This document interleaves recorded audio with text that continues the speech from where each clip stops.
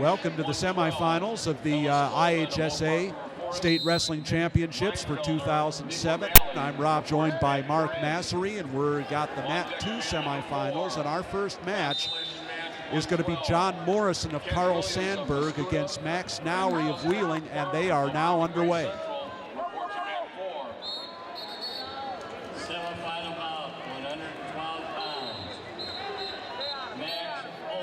No score here. They've wrestled 25 seconds, and reshot by Morrison on the legs, takes him off of bounds. No score, a minute 34 left in the first. We have just started the semifinals. This should be a pretty interesting match. I mean, we've really got two outstanding young men here. A junior, Max Nowry, is ranked 4th coming into the tournament, and John Morrison is just a sophomore. He's ranked number 2, and he's in deep, and he finished that single. That's a second good shot he had. He had one right off the edge, and that time he took that low shot single right in the center of the mat and finished it off, which is interesting to see because Nowry is tough to finish shots on. He's a very good scrambler, but Morrison is definitely the longer, leaner of the wrestler, and he used his length to good advantage. Both of these guys have had dominating runs here to the semifinals. You've seen the brackets out there, so I don't have to remind you of that, but neither of these guys has had a close match to this point. Now 40 seconds left in the first period. Morrison, he's got him pretty tied up, very tied up. Tight waist on one side, chicken wing on the other, trying to pull that elbow back. There's not too many places where Nowry can go right there, so it really depends on if the ref lets Morrison stay back on those hips like that. As long as he stays out back on those hips, Nowry has nowhere to go. So it's going to be interesting to see if the refs let it. No, actually, they just warned. They warned Nowry. Wow. Now so that's bottom man gets the first warning. You know what? That's a really interesting call because Nowry has nowhere to go. Yeah. And to warn him for stalling is kind of tough because he's completely tied up, and the man on top has never gotten off of his hips. That was pretty parallel there. But the first warning goes to Nowry. We are now going to the second period, and Morrison will start on the bottom. 2-0 is his lead, and caution against Morrison for a false start. Rob, you were right about Morrison so far. He had a fall in his first round match, and then he won his quarterfinal match 12-1. So he's been in control of everything so far. Morrison to his feet. Nowry still hooked onto the leg and brings him back down, and they go off the edge. They've wrestled 13 seconds into the second period. We've just started the semifinals, and John Morrison of Sandburg with the 2-0 lead. And Nowry himself had a fairly comfortable walk into the semis. He started out yesterday with a 7-1 match, got the cobwebs out, and then had the quarterfinal match at 9-0. So both of these guys are looking really for their first tough match here.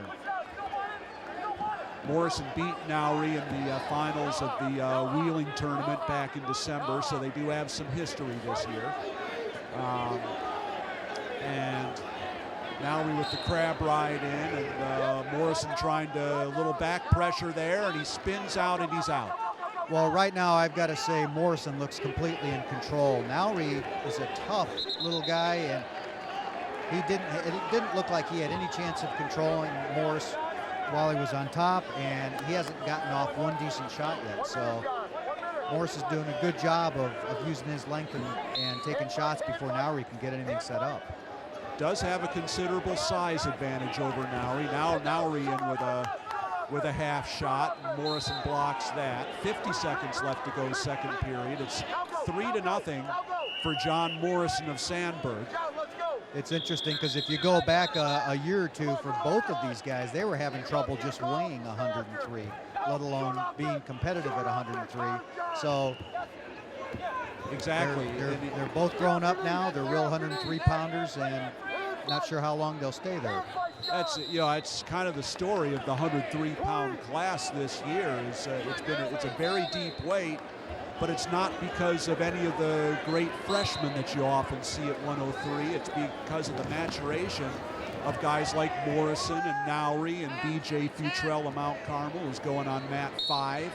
and guys of that caliber. So, you know, it's a maturation process that made 103 so strong this year. And the second period is over. Now Nowry will start down for the third period. Morrison leads 3-0. Well, if I was Nowry, I'm not sure I would have picked under, because it didn't look like he had any idea how to get away from that tight waist and wing that Morrison likes so much on top. I think Nowry might have been better off starting on his feet, but hey, that's what he and his coaches are there for. Not me kibitzing, telling him where to be, but that's what he and his coaches have to decide. He does have a warning for stalling on the bottom, so we have to be mindful of that. 30 seconds gone now in the third period, and Morrison still with that tight waist and kind of cross it up between the chicken wing and the half, and now Nowry faces him, and they're both on their feet, and it's 3-1. Okay, well, Nowry and his coaches just did what I said they should, and that is ignore any advice from up in the peanut gallery and do what they think they need to do. He did get his escape, so at least it is a takedown match at this point, just a 2-point differential, but Nowry does not have an answer for Morrison. Morrison countered a move nicely by Nowry. Nowry did not get in deep. Morrison countered it and hit the corner, came around for the 2. Stopped the shot with the front headlock, spun behind. It's 5-1 and under 50 seconds left now. And looks like John Morrison, barring any kind of a miracle here, is going to be our first finalist in Class AA. Rob, do you recall what that score was approximately when they met back in the holiday season? It was a close match. I believe it was 3-0, 3-1, something like that. Very, very similar to this score here, and probably a similar match as we've been watching. Now under 20 seconds left to go. Still riding tough with that half, and the chicken wing is Morrison, and Nowry hasn't been able to base up or anything here. Well, it really makes me appreciate how tough Morrison is getting in and finishing, because Nowry is hard to finish on, and Morrison has had no trouble today. He takes the match, it's over, it is 5-1 in favor of Morrison. So, our first finalist in Class AA is John Morrison of Carl Sandburg.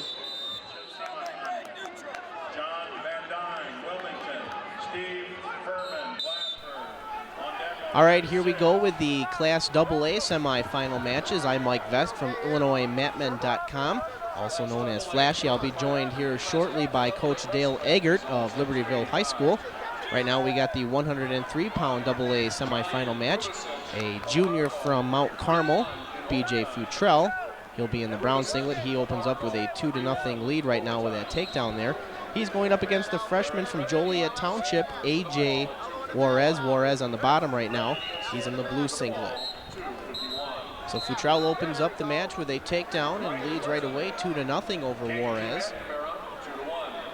Like I mentioned, Futrell, the junior, coming into this match with a 39-0 record. Juarez, the freshman, coming into this match with a 35-2 record. Futrell on top now, trying to work the arm bar series. So he's got the arm of Juarez, trying to reach around now. Going to look to turn him here.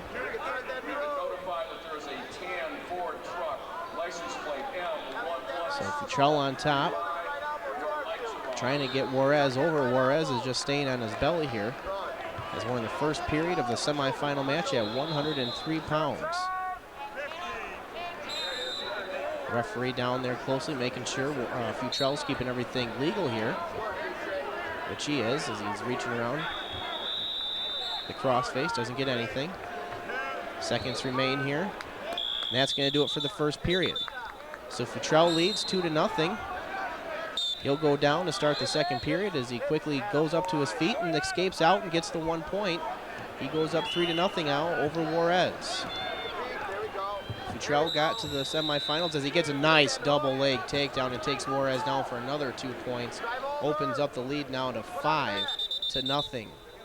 Right away he goes for that arm, and the referee stops it. It's potentially dangerous. So we'll go back to action here. Juarez down, quickly stands up. Futrell follows him and takes him back down to the mat.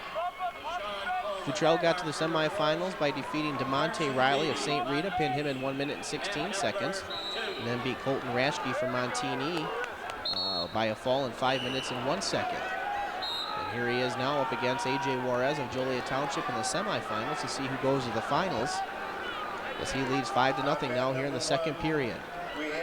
Juarez, on the other hand, coming in with a 35-2 record, beat Nick Dardanes from Oak Park Fenwick in the first round by a fall in 3 minutes and 1 second. Interesting note, those two met up last year as 8th graders at IKWF State. Nick Dardanes came away victorious in that match. Dardanes went on to place second in the state at 105 pounds. So we stop the match here, come back to the center. And now this year at the IHSA AA state, Dardanes pulled off the victory with a pin in 3 minutes and 1 second. So Juarez moved on to face Brian Bukowski of Manuka. He beat him in overtime by a score of 7-2. Then he beat Joe Roth of Dixon by a score of 10-3, and here he is against B.J. Futrell. Futrell now with the arm. Looks like he's got a little too high there. Referee sees that, he might stop it, maybe not, as he's working the arm bar once again. He's up 5-0 here in the second period of the 103-pound AA semifinal match. Referee will stop the match. We'll come back to the center here. Score of 5-0. Futrell coached by first-year coach at Mount Carmel, Jason Irwinski. Futrell is also the captain of the Caravan, and he leads the team in takedowns. As he's had a couple here in this match, he leads 5-0. Juarez, coached by Joliet Township coach Errol McLaughlin, as the second period comes to an end. It'll be Juarez's choice. He's going to go neutral to start the third period. So here we go. The winner of this advances to the finals of the 103-pound AA finals. So we got a little, looks like blood timeout right now, so we'll get that cleaned up and we'll go back to wrestling action here in the third period. Both men at the center now. Lay lock up, Futrell trying to bump him up to shoot down and get that double leg takedown that he's so well at. As they're just hanging on now.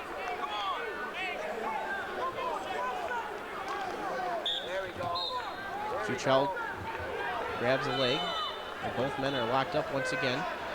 5-0 is the score of this semifinal match. The referee stops the match. Stalemate. We'll bring it back to the center now. Juarez drops down, fakes shot. Futrell follows him back up. Here we are locked up again.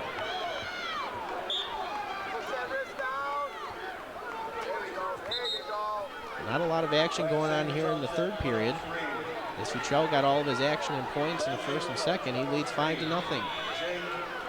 Winner will move on to face John Morrison of Sandburg or Max Nowry of Wheeling. So those two are wrestling on the other mat right now. So we'll come back to the center here, nearing down the final seconds. The third period as Futrell grabs a leg and reaches down, grabs a double and gets another takedown. 7-0 now. Favor of B.J. Futrell, the junior. A state qualifier as a freshman, placed 5th place last year as a sophomore, looking to advance to the finals here his junior year. As he tries to work Juarez now to try to turn him. Futrell in charge, 7-0. So B.J. Futrell, the junior of Chicago Mount Carmel, looks like he's in charge of this match and he will advance. He wins by a score of 9-0.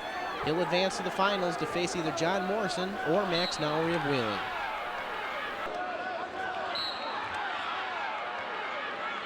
In our next match, we have the dynamic Tony Ramos of Glenbard North. He's going against Dale Giroux of Palatine. Well, Giroux has had a couple of great third periods in his matches yesterday. Oh, that was an excellent shuck on Ramos's part. It was really nice. Giroux took a shot, came up, pressed in a little too deeply, and Ramos just did an excellent job of shucking that head by for the 2 points. And then Giroux doesn't waste any time getting the one escape. That's what you're going to see from Ramos. He's going to play the takedown, let him up game because Giroux came up with some great mat work in the third period of both his wins yesterday with a couple of key tilts. And Ramos isn't going to put himself in that position. He knows that nobody probably in the nation, let alone in the state, can beat him on his feet, and that's where he's going to keep it. Minute 9 left to go in the first period. So at this point, Jaros' strategy sounds like keep things slowed down, keep the mat tight going into the third period, give him a chance. He's going to do the best he can to do that, but I mean, nobody wrestles edge to edge like Ramos. I mean, you can run from him, but you can't hide. He's gonna catch up with you eventually, just with the quickness and the explosiveness. And you can see, and what Jaros is doing is exactly what you talked about, Mark. Is stay near the edge. Don't give Ramos any room to work, and try and keep it close that way. Tie up the hands and arms when you get a chance. Yeah. Right now, Jaros is off the mat, or practically off the mat, and Ramos is pressing the action. 24 seconds left to go now. Still 2-1 for Tony Ramos of Glenbard North. They go off the edge, and about 30 seconds of edge work there by Jaros, and we'll see how long the official allows that to continue to happen. Oh boy, that was another nice shuck. Jaros he's trying to stay on his feet. He's trying to put a whizzer in, and Ramos just finished it. He is. You know what? You don't see that many high school kids that are that good with the shuck. It's been a while since I've seen somebody else that good with it. Well, this is just 4-1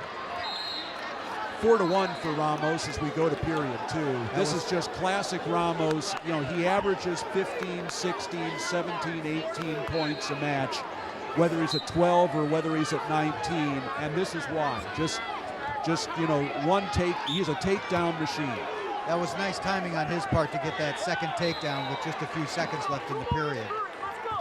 Okay, Jaros started under. He did get his escape, so it's 4-2 in favor of Ramos, and Jaros has his work cut out for him here up on their feet.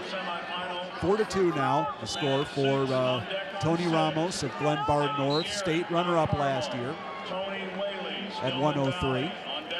And he's just a sophomore this year. Boy, he's got a lot of good high school wrestling left in front of him. And what do we see again? Another just sort of a slide by. Boy, he's quick and smooth. That's a dangerous combination. And he makes things look effortless simply because he knows how to use the other fellow's weight.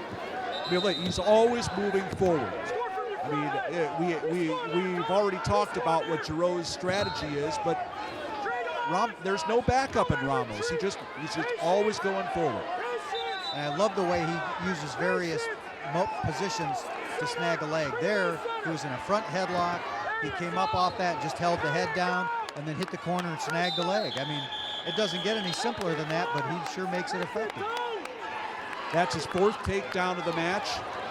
53 seconds left in the second period as they come back to the center, and it's 8-3 in favor of Ramos, and we see another cut and makes it 8-4. Well, it's going to be interesting in the third period to see what happens in terms of the position.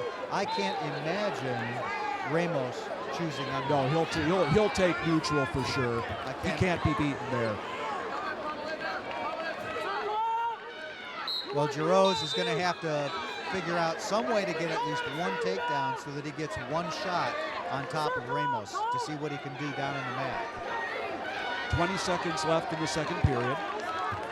I've got to say, though, with the way Ramos is pressing the action and controlling the ties, I just don't see that takedown happening for Jaros. But obviously, Jaros doing the best he can. He's trying to stop a shot and reshoot and spin behind. But how do you defend this?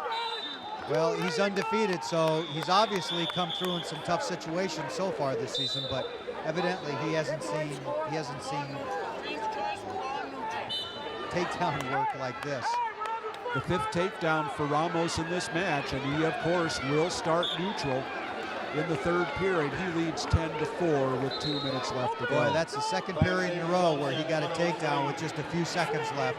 That's 4 points. It's 10-4 right now instead of 6-4 because of those two takedowns right at the end of each period. How demoralizing is that, Mark, when, you know, he can score early, he can score late? You know, one is not demoralizing because that just happens. 2 in 2 periods, that's demoralizing because those are 4 huge points. Right.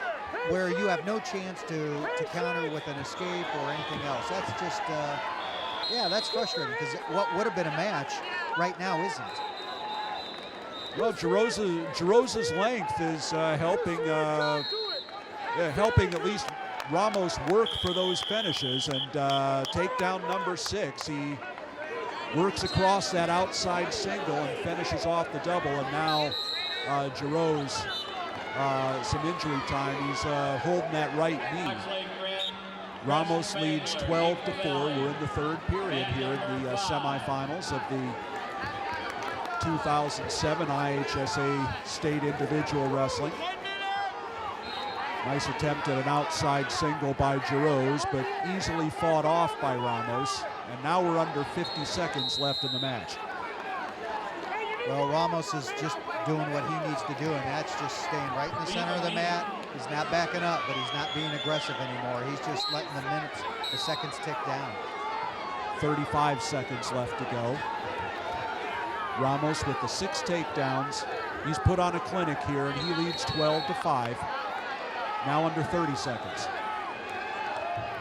Yeah, he's scored with those shuck buys. He has scored off the front headlock. He's scored letting the head pop up and snagging legs. He's done 3-4 different actions, and he's been effective with all of them. Final 10 seconds now. Ramos not really pushing the issue. He could have gone for the major there if it was important, but he's going to the finals for the second straight year. 12-5 is the final. Little headbutt just in the heat of action there, but no harm done. Well, that was a very impressive, very convincing win on the part of Tony Ramos.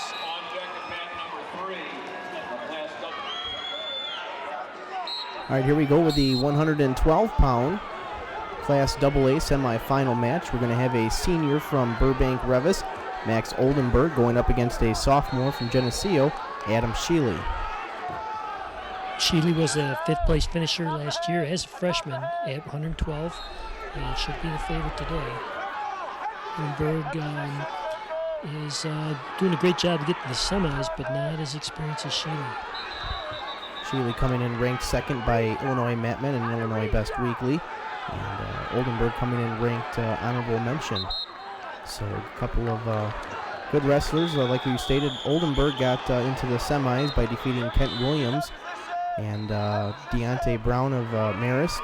And then he came from the preliminary round by defeating Tarek Muhammad of Peoria Woodruff. So far, Sheely has been winning the tie-ups, and I think he kind of forced Oldenburg into maybe a ill-advised shot right there and picked up the opening takedown. So Sheely from Geneseo leads 2-0 with that early takedown in the first period. But somehow Oldenburg has got to find a way to twist into that pressure so he can soften up that tight waist. If he starts going away, Sheely, you can see he's kind of setting up that tilt, trying to bring him on his side. Oldenburg won't be going anywhere unless he gets the tight waist off. Oldenburg trying to get out as they work the edge of the mat here. Referee John Schaus looking in on the action as they go out of bounds. They'll stop the match and bring it back to the center.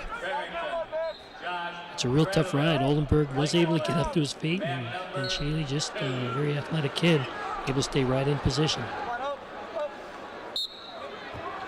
Sheely got to the semifinal match by defeating Danny Fisher of Highland Park by a score of 9-1. Then defeated Justin Farmer of New Lenox, Lincoln Way, by a score of 5-1. I think that was probably, perhaps the top match in the bracket. 2 very solid performers, and Sheely came through with a 5-1 win. Can't argue with that for some control. Now Oldenburg's trying to stand up with his cross wrist trap and generally won't go anywhere. That'll end the first period. Score of 2-0 in favor of Adam Sheely of Geneseo. Flip will go to Oldenburg. He'll defer. Sheely will choose down to start the second. Sheely coming in with a 42-1 record coming into this match. Oldenburg coming in with a 37-4 record.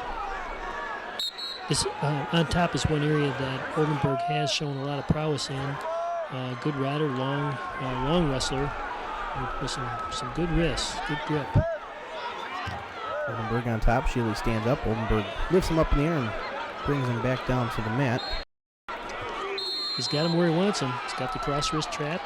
Thinking about putting some legs in. I think Sheely sensed that and kind of laid flat, so he couldn't get a leg in. It looks like Oldenburg's got his left leg in now here. What he needs is that right wrist with his left leg in there. He puts it behind Sheely's right leg. If he could roll that right wrist in, he'd be able to start a little tilt going. With the 2-on-1 on his left wrist, just can't quite get the leverage. So we're in the early stages of the second period of the semifinal match at 112 pounds. Score of 2-0 in favor of Adam Sheely over Max Oldenburg. Oldenburg's actually trying to lift him up a little bit so he can get that tilt going. Sheely's smart. He figures he got a 2-0 lead, and my wrist is trapped. I'm better off on the bottom. So they're going to stop the match. They're actually warning Oldenburg for stalling because he's got the wrist so tight. But you can see by the look on Oldenburg's face, he wants a tilt.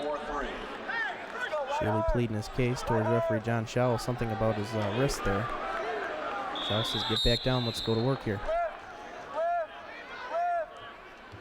Immediately, Sheely stands up.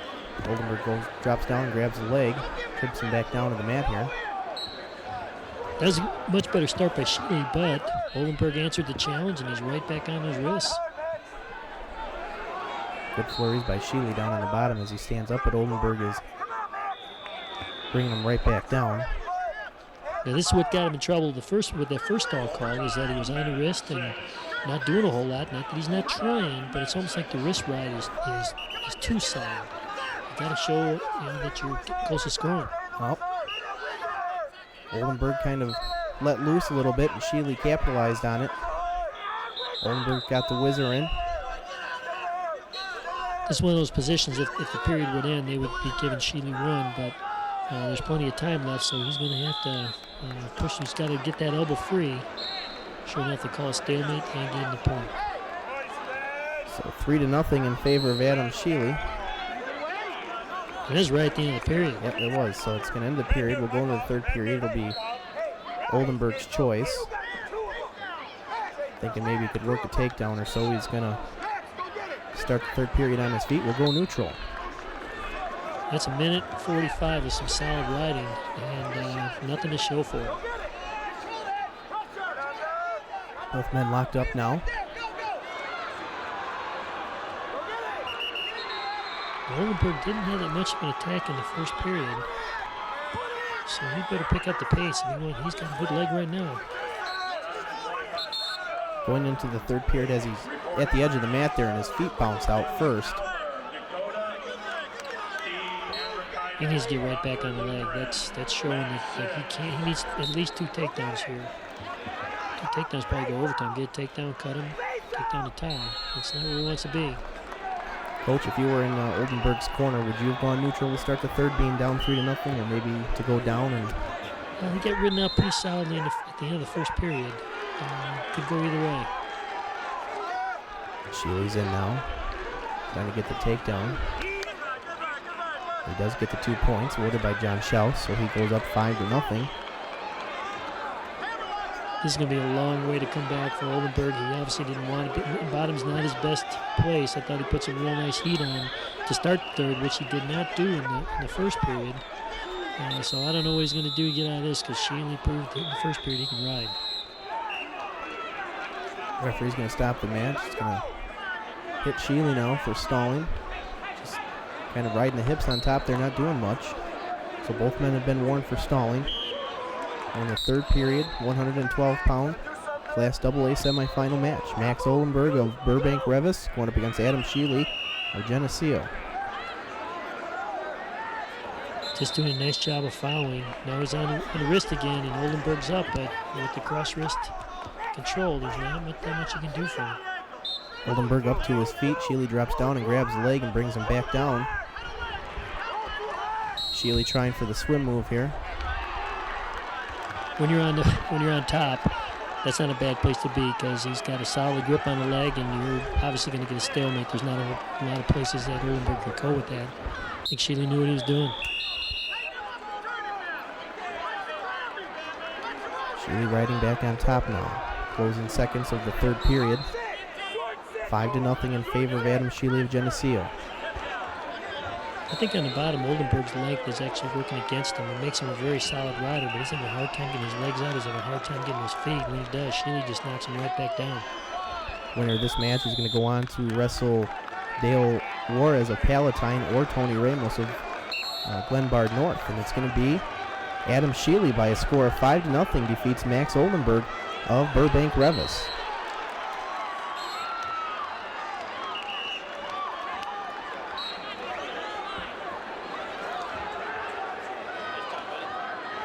So 2 matches are in the books. We've seen John Morrison of Carl Sandburg advance to the finals at 103. He'll be in the Grand March, and so will Tony Ramos of Glenbard North with the 12-5 win.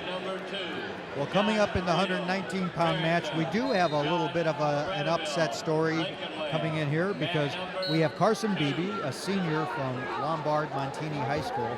He's ranked number 3 in the state coming into this semifinal match, so he's expected to be here. However, the big upset, and Carson didn't waste any time shooting in on little Sean Coleman. Coleman is ranked 11th in the state. He had a real close upset win in the semifinals, in the quarterfinals, and here he is in the semifinals, ranked 11th against number 3 Carson Beebe. So Beebe using that horsepower edge so far to get the first takedown of the match. In again on the legs again as they go off the edge. We've wrestled 25 seconds. I'm Rob Sherrill. He's Mark Massery. This is the 119-pound semifinal. We're doing the MAT 2 matches here. Coleman from Oak Park River Forest comes in with a record of 33-5. He's a junior. Like I say, he's a little bit of a surprise to be here, but you never know what happens in these tournaments. 3-2 wins yesterday. It's just survive and advance at this point. Well, at this point, if his match strategy is play it close, he's going to have to open up in this match because Beebe's already had 2 really deep shots. He scored on the first one. Ah, boy, that was a nice. Oh, Coleman's just about to tie it, and he does. Beebe was heading off to the edge of the mat, and Coleman got both arms wrapped around those legs in time with his toes in bounds to get the 2.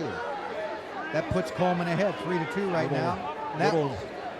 Little bit of slickness there by Coleman with the spin behind, and now Beebe is out. Well, Beebe is the senior. He's 48-4, ranked 3rd coming in here, and he's an aggressive wrestler. So if Coleman likes to play it close, he may have to change his strategy slightly in this match. But he got it done right there to take the lead, and now it's tied up with Beebe making the escape. 30 seconds left to go in the first period. It is 3-3 between Lilashawn Coleman of Oak Park in the dark blue singlet, Carson Beebe of Montini in the white. Now under 15 seconds left to go. Well, Beebe's taken a couple of shots from out, and in the last minute hasn't gotten in on him, and it looks like Coleman's starting to get his feet underneath him, figuring out how to dance a little bit, keep Beebe off balance, and then tying up with his arms. And that's the end of the first period. 3-3 the score. Coleman defers. Beebe will start down as we begin the second.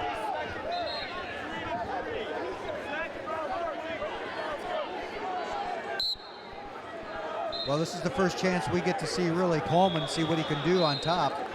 He's had the escape, but Beebe he had the takedown, but Beebe got out right away. Thought he was trying to lock up a cradle there, but Looks like he's trying to do some kind of a head and arm combination there. Now Beebe trying to step over. Yeah, and okay, we've got a stalemate. That's a good call by the ref. It didn't look like either guy was going to go anywhere there. 26 seconds into the second period.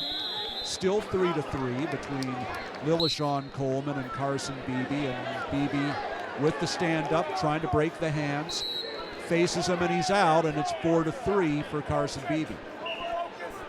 All right, we're back at a point again where Coleman likes those tight, controlled matches, and he's going to have to get after it now because he is behind by a point.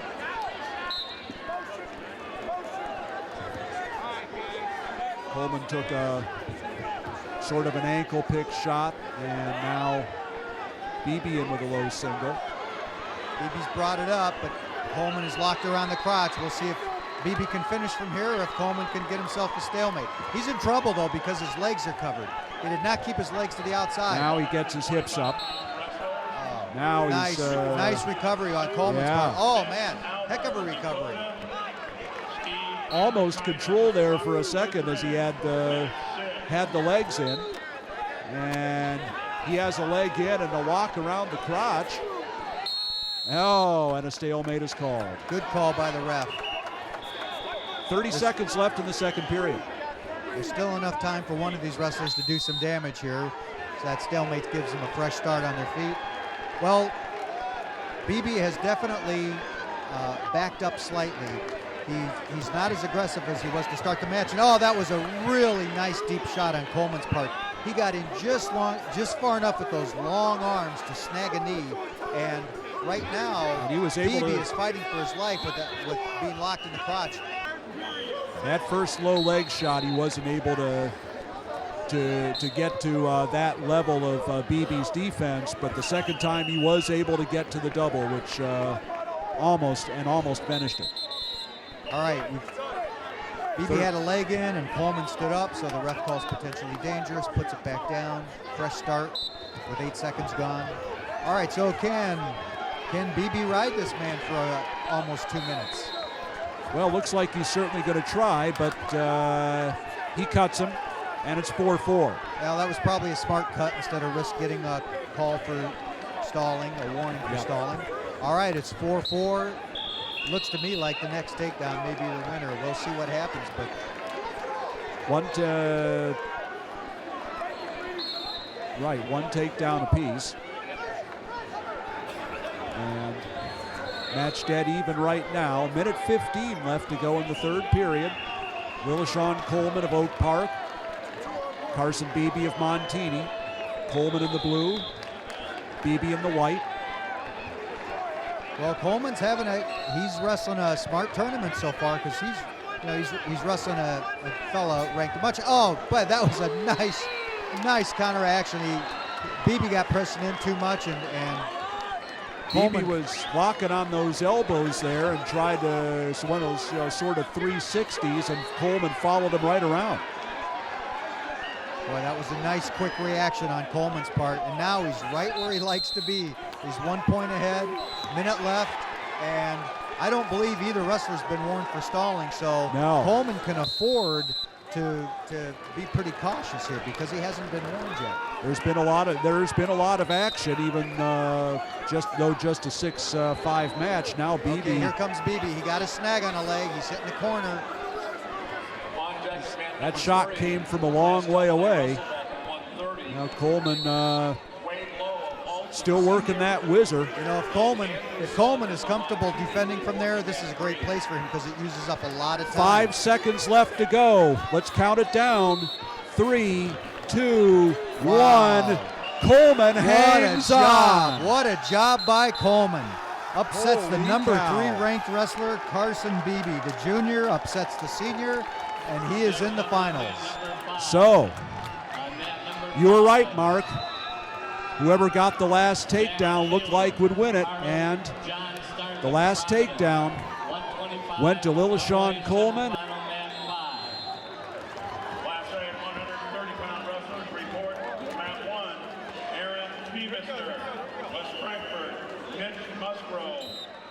All right, here we go with the 119-pound Class AA semifinal match between the freshman from Fox Lake Grant, Lee Munster, going up against the junior from Naperville, Naquan Valley, Chris Spangler.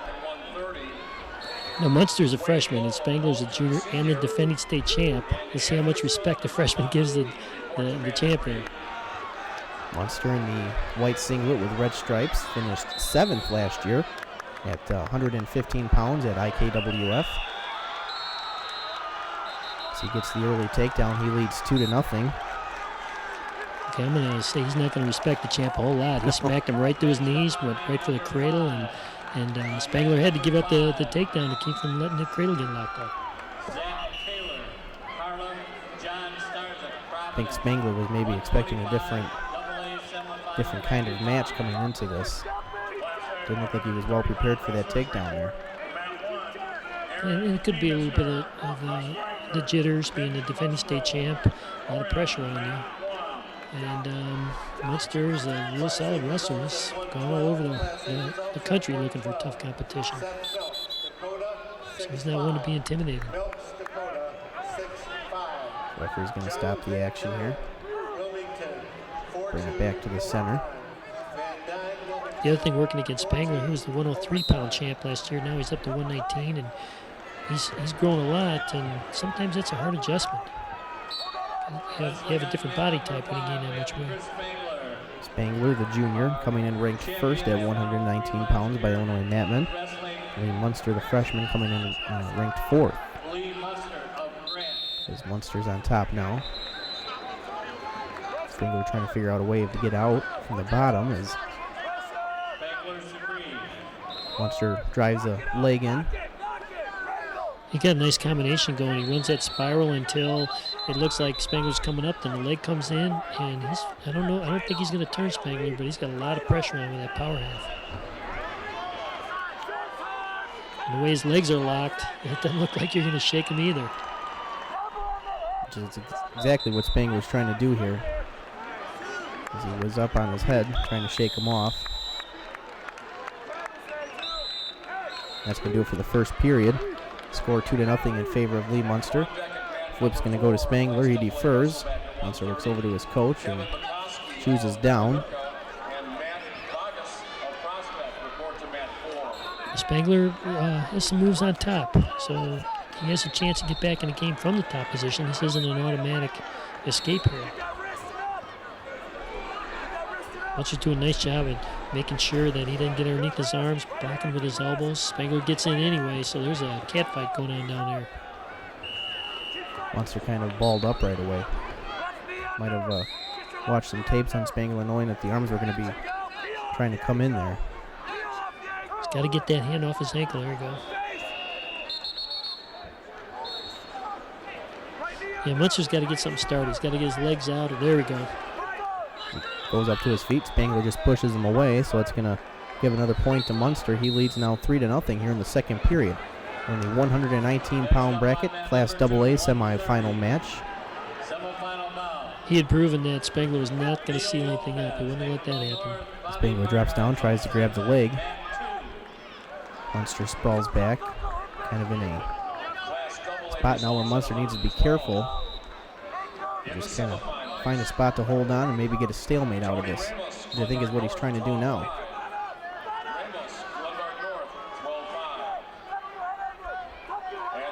He should be worried about a cradle right now. He's got the hand. Spangler's got the hand Turk, although I think Munster does have his hands locked. It's going to make it tough.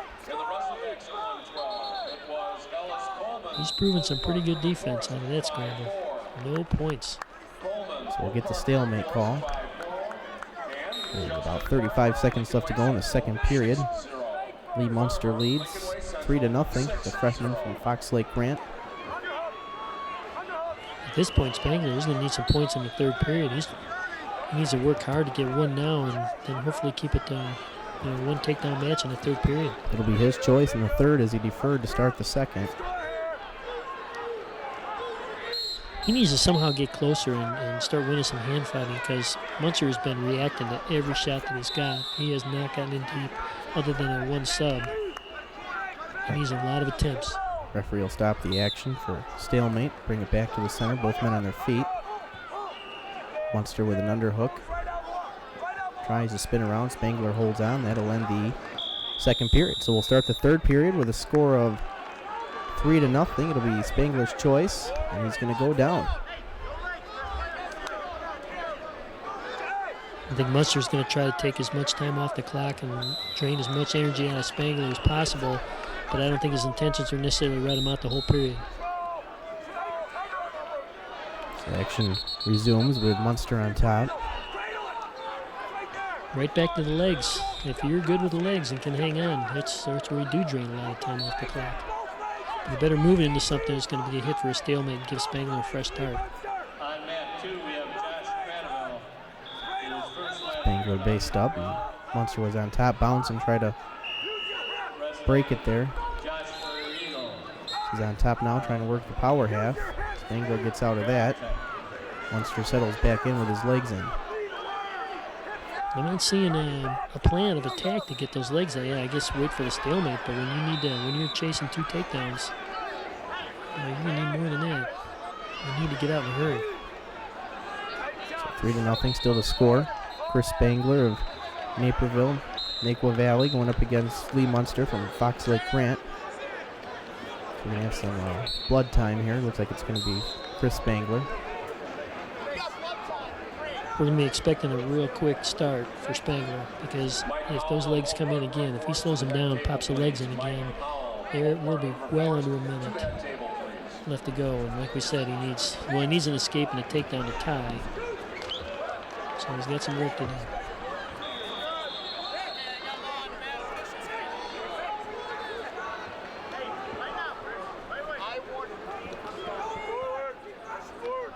Munster had quite a match in that first round with Jimmy Chaser of Glenbard North. Wound up going overtime. 7-2 was a nice 5-point toss in there. But 2-2 at the end of regulation. They were going at it. 3-2 in the quarters, so Munster's done a lot to get to this point.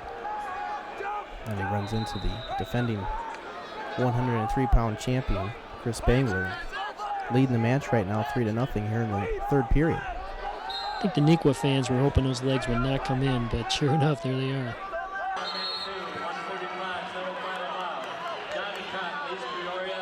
And here we go with the 125-pound Class AA semifinal match between the senior from Chesney Park, Harlem, Zach Taylor, going up against the senior from New Lenox, Providence, John Starzyk. We have 2 very experienced wrestlers here. Taylor is a 2-time All-Stater.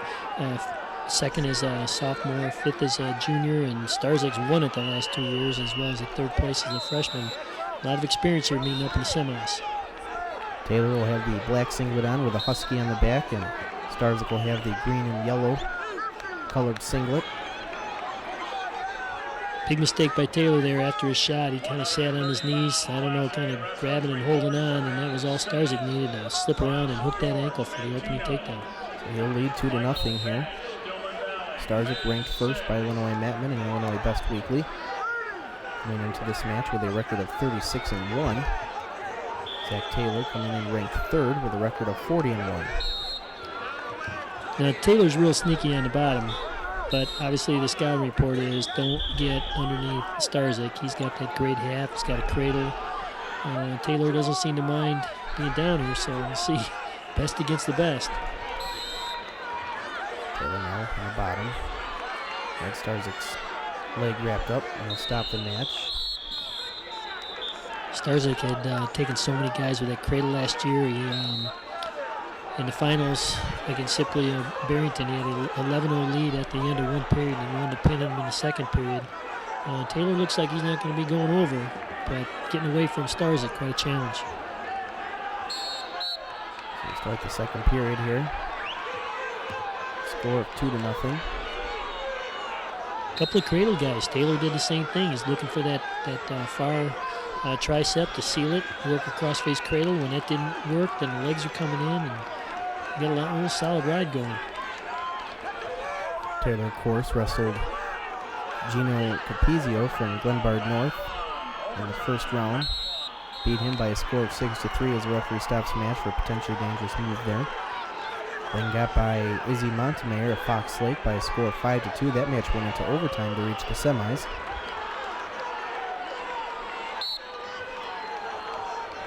We've been seeing some defensive starts by the bottom guy. They're not. It's like they're more worried about not getting controlled than they are exploding out of there. I think maybe size has something to do with it.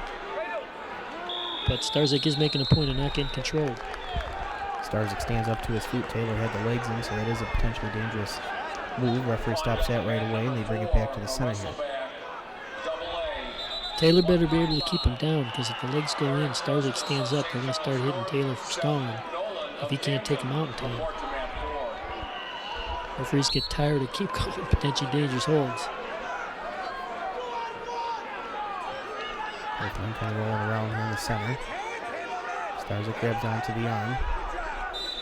Starzyk, being the champion that he is able to stay out of that crossface cradle, but I can see where Taylor's probably pinned a lot of people with that. And in fact, as I recall, that's how he pinned his man in the semis of the state tournament his sophomore year.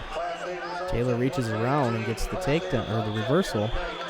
So he'll lead 4-0 now here in the second period. And back to work on top. I'm sure everyone, when Starzyk gets on top, they're all eyes, seeing what he's going to do from there. Taylor kind of keeping his head down on the mat there, knowing that that cradle could come from anywhere. Starzyk could be up in the concession stand and throw that cradle in on you. And he does have a wrist, so if Starzyk's got any kind of a tilt, he's got something to work with.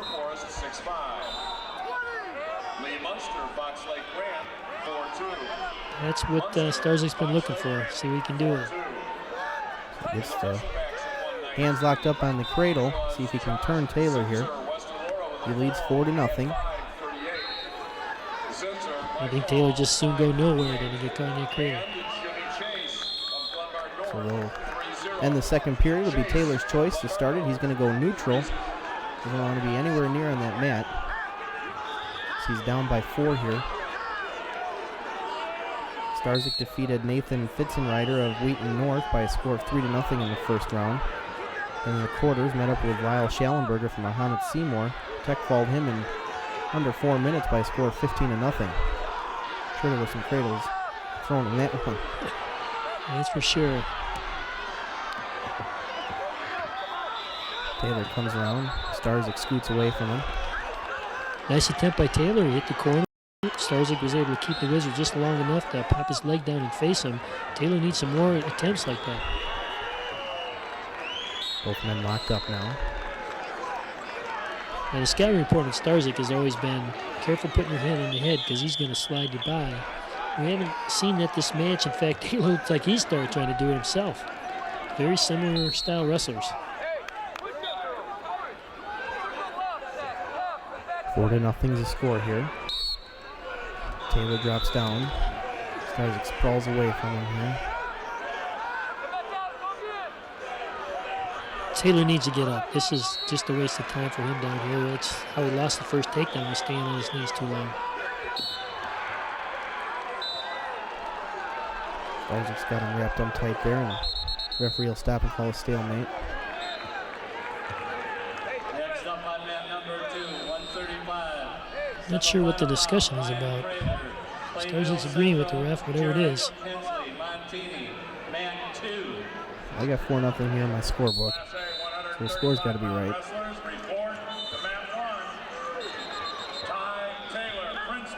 Even though Starzyk's not scoring, he's got that Russian 2-on-1 tie that takes Taylor completely out of his offense. By the edge of the mat here, they go out of bounds. Referee will stop it. At this point, being up 4-0, all he needs to do is stay in the center, hand fight, be active. Taylor's got to come to him. We're under a minute here in the third period. Bottom half bracket of the 125-pound semifinal match. Zach Taylor of McChesney Park, Harlem, as we'll get another stalemate going up against John Starzyk of Providence. A Wrestleback AA 140 match. I think he's just trying to get down and get on a leg. I think he's safer up there hand fighting him. Taylor's going to come around now and get the 2 point. So it'll be 4-2 now. Starzyk just kind of hanging out on the bottom. He's keeping that wrist, preventing Taylor from getting anything started, which, with so little time left, not a bad idea. And that's going to do it. So John Starzyk's going to move on to the finals of the 125 pound bracket by a score of 4-2. He'll go on to face the winner of Josh Fiorito of Barrington and Josh Cradoville of New Lenox Lincoln Way Central.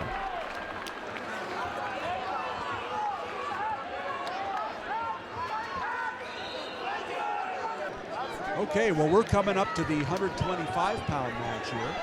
And this will be Josh Fiorito of Barrington going against Josh Cradoville of Lincoln Way Central. Cradoville, the defending champion at 112. Looks like we're going to have to use last names on this match because they're both wearing red and black. They're both named Josh. So hopefully we don't sound rude, but we're going to have to use last names the whole way through here. Fiorito in the red and white, Cradoville in the red and black. Well, just a little update on these two fellows. Both ranked top 4 coming into the state. Fiorito lost in the sectional finals, but he came in ranked 4th with a record of 39-4. He had a tough overtime win to get into this semifinal match. And Cradoville's ranked 2nd coming into this. Oh, that was a nice deep shot. Good attempt at a scramble by Fiorito, but Cradoville got the takedown. Cradoville, of course, has lost to the 2-time state champion, John Starzyk of Providence, who we'll see in the next match on mat 5, both in the regional and in the sectional finals, and it'll be interesting to see whether there's a state final rematch. It's certainly looking that way right now as they go out of bounds. 54 seconds left in the first period, and Cradoville ahead 2-0.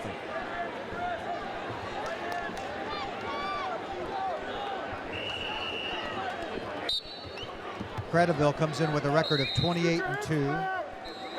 Also had a tight match in the quarterfinals, a 3-1 win over a St. Rita wrestler. Both of Cradoville's losses, of course, to Starzyk. Those coming in the regional final at Plainfield Central, the sectional final at Downers Grove North, that loaded sectional. And Starzyk has one loss himself. Do you know who that was to? That was to Nate Moore of Iowa City West in the Geneseo tournament. Starzyk had won 120 matches in a row before that loss over a 2-year span, so quite an accomplishment there. Oh, there's a nice scramble there. Cradoville is in deep again and gets a second takedown of the match. Goes up 4-1. Cradoville, of course, no stranger to this environment. Second in the state as a freshman, state champ at 112 last year. He's used to being in the Grand March. He's used to wrestling in these kinds of situations. And as we end the first period, 4-1, Cradoville, this is nothing new for him.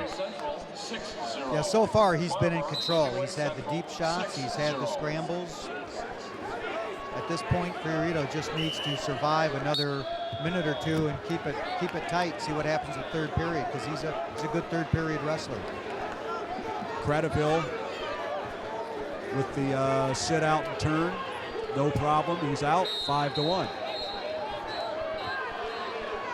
Well, Cradoville's definitely in control at this point. He doesn't have to be overly aggressive. He just has to wrestle under control. Fiorito, on the other hand, really needs to get after it. He's a senior. Cradoville's a junior. He's still got another year. This is Fiorito's last shot as a senior. So if he's got some magic, he needs to pull it out and really start to fire away here. Well, so much was said about how tough the Downers North sectional was, Mark, and 16 of the 28 semifinalists, I've been told, came out of that sectional. Wow. So everything they said was right on. That was the meat grinder in the state this year. That's an astounding number of percentage for one regional. Well, stalemate called here. A minute left here in the second period, and it is 5-1 for Josh Cradoville of Lincoln Way Central.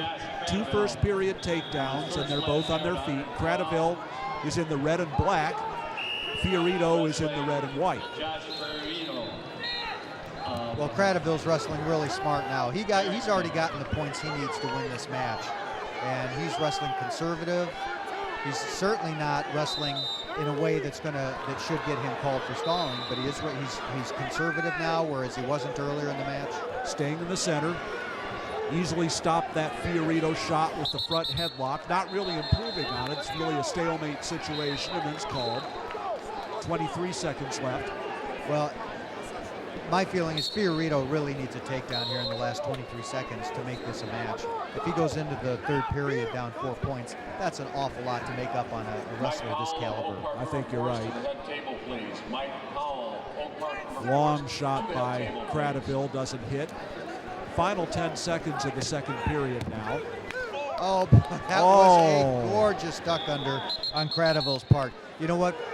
With 5 seconds left, Fiorito tied up and relaxed, and Cradaville just hit a gorgeous come off the elbow, duck, and slide and hit the corner. That was beautiful. And what you talked about with Fiorito needing a takedown, boy, that might have been the nail in the coffin right there for Cradaville. I would have to agree. You know what? He did what is so natural. He relaxed with just a few seconds left. Unfortunately, he relaxed with his hands on Cradaville, and Cradaville he had elbow control and took advantage of it with just a few seconds left. Now Cradaville, who's very tough on top. Okay, Fiorito did a nice job coming out from there. Did have the power half in once, but Fiorito able to shake that off and get out, and it's 7-2. Oh boy, that takedown right at the end of the second period was just a killer for Fiorito. Those extra 2 points make such a big difference. And now he really needs to get going. He needs 3 takedowns just to get back into this match against a wrestler who has the only 3 takedowns of the match. Yeah, quite honestly, at this point, the only thing that's going to save Fiorito is if he's got some sort of throw. There is no way he's going to be able to take him down and let him up 3 times in the next minute, 9 seconds. If he's got a throw, this is the time to pull it out, because it makes no difference if he loses by 5 points or 8 points or 9 points.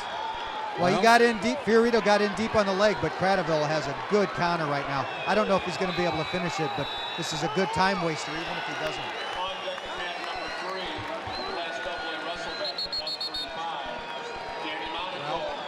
Stalemate is called.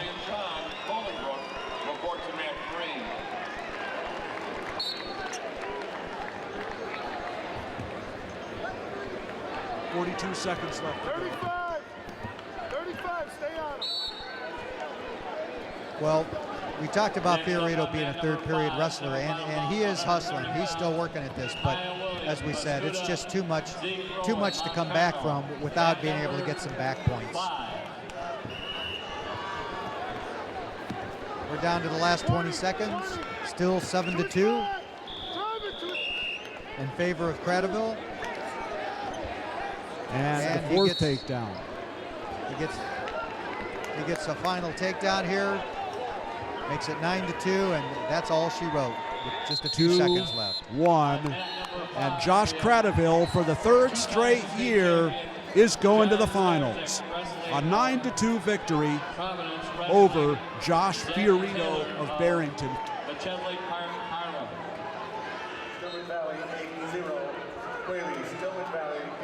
All right, here we go with the 130-pound Class AA semifinal match between Kyle Williams, the junior from Mesquituda,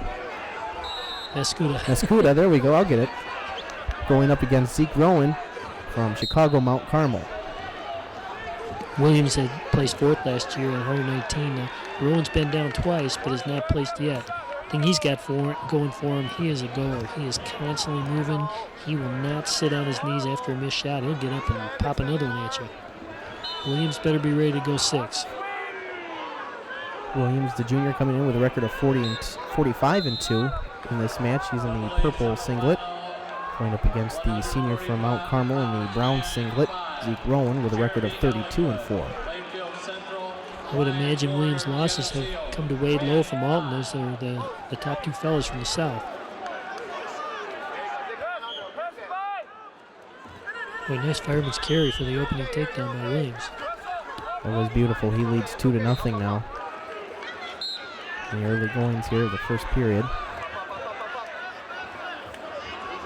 And as we said earlier, he's going to have an aggressive ride because Rowan's going to keep coming up to his feet. Be careful when he's in a bad position there. He could get some back points. I think he knew right where he was and he flipped back over to his stomach there. We couldn't see the ref, but I don't know what kind of count he gave, but that was about as close to 2 without getting as you can come. And Williams has him very tied up on the top. So Rowan scoots his way out. They'll bring it back to the center, give it a fresh start. See if Williams could lock that up as tight as he had it by the edge of the mat there.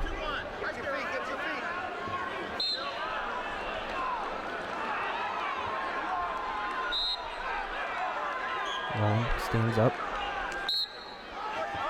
Williams drops back down. Grabs his leg. Brings him up in the air and sets him back down on the mat.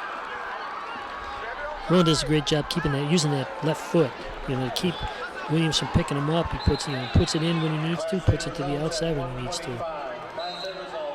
Step out of bounds and they'll bring it back now. But it comes right back up to his feet, and at some point Williams got to say this isn't working. 2-0 in favor of Williams. And Escuda. That's going to do it for the first period. Very good job of riding by Williams. I was not sure he was going to be able to keep rolling down the way he moves, but maybe he probably has some talent on top, and we're going to see more of that. So Rowan goes down, gets set, Williams covers, and we're wrestling him.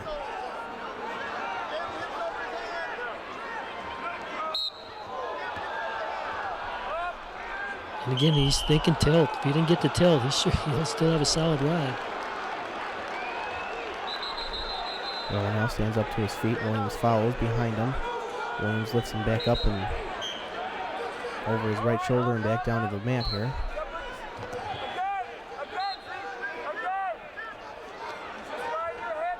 Go back up to the feet, then back down.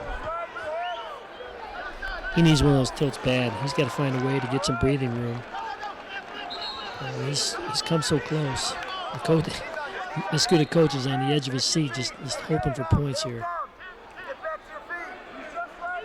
He's got 2 so far, and that's all he's gonna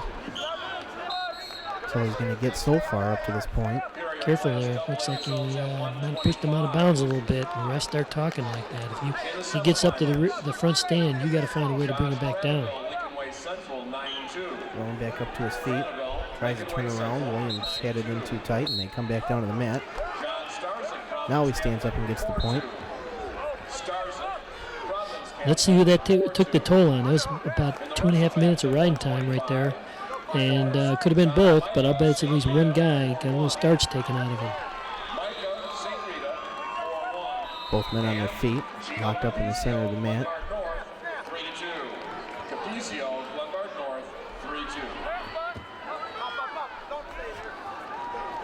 Solid double by Williams.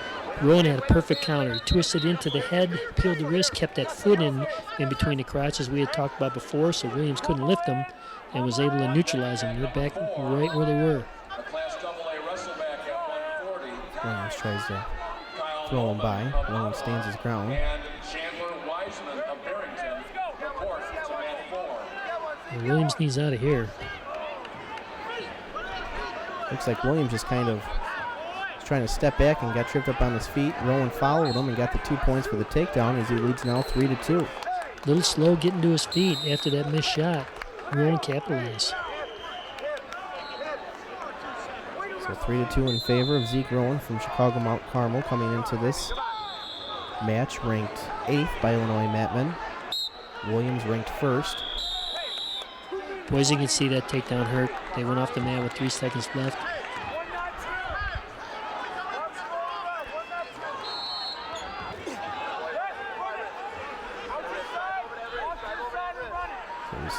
Start the third period with Kyle Williams of Mascuda. Those AA schools, coach. Not used to them. I understand. Went up against Zeke Rowan. Rowan of Chicago Mount Carmel leads 3-2. This would be a whole new ball game if Williams had not gotten taken down with 3 seconds left in the period. He'd be on the bottom, being aggressively conservative, I guess you could say, but now he needs out, and Rowan has got the heat on. Rowan on top. Got the arm bar in. I don't know that this is Williams' best position because I haven't seen him mount much of an attack here. Rowan's coming close to scoring. Trying to tilt him over now. Referee down there making sure shoulders don't break that plane where he can start counting. Now, if Rowan just had that 2-on-1, he'd be getting nailed for stalling. But when he comes that close to tilting him, it's a solid ride. But can't hit him for stalling because he is so close to scoring.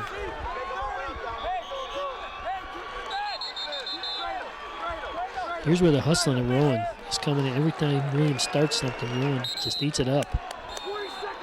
So they work the edge of the mat. Bodies go out. Referee stops it. We'll come back. About 20 seconds remaining in this semifinal match for the 130-pound bracket.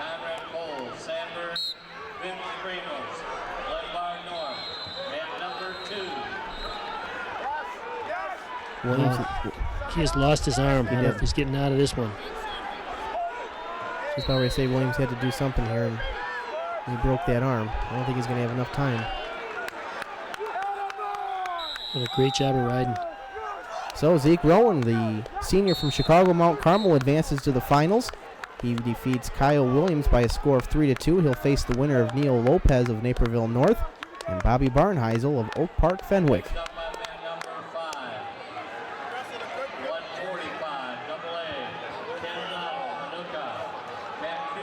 So we go to 130 now, and now we'll see the senior Neil Lopez from Naperville North, also coming out of that loaded Downers North sectional.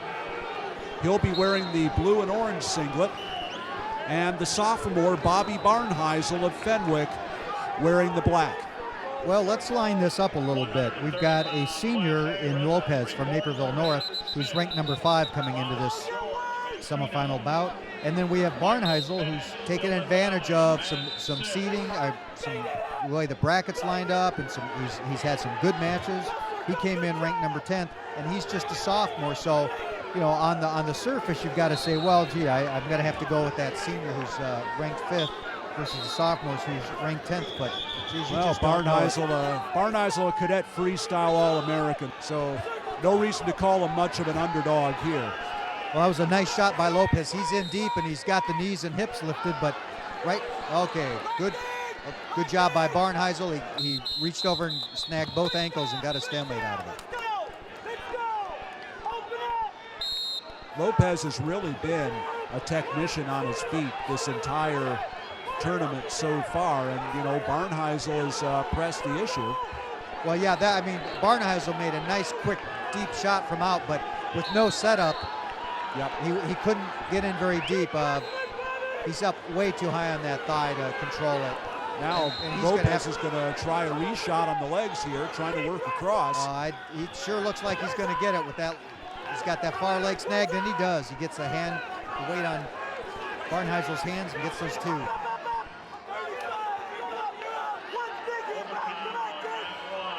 Barnheisel turns out, faces him.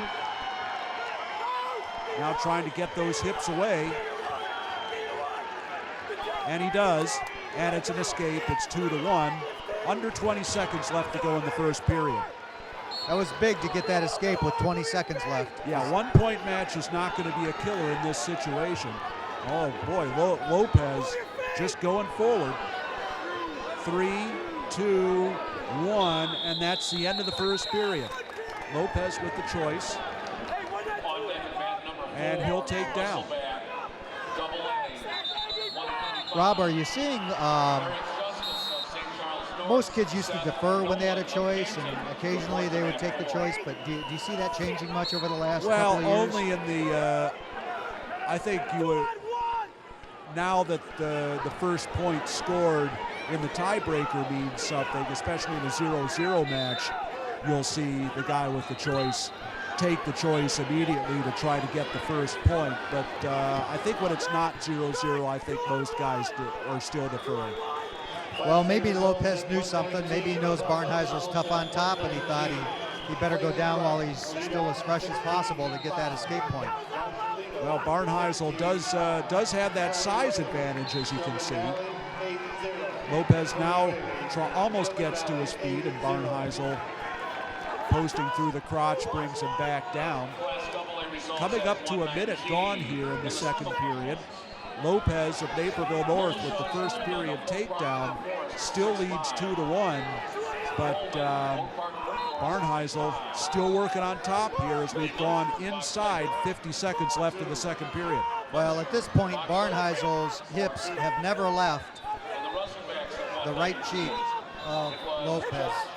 He's just been glued to the right side of his hip. Strong cross-body ride here by Barnheisel. He's got he had a deep bar half in for a little bit, but now he's lost it. Lopez has done a nice job shaking him forward. He's coming out the back door there. There's two. And the head is out, and the reversal given. 4-1 now, 15 seconds left in the second period, and Barnheisel trying to at least get out. Well, he better get that. He really needs that escape right now, and that was a good job on his part. He did not get that escape. Wow. You know what? Greedy. What a rookie mistake. He got greedy. He went for the switch. That was instead of the escape. That was a youngster mistake to try for that reversal instead of just getting that one-point escape.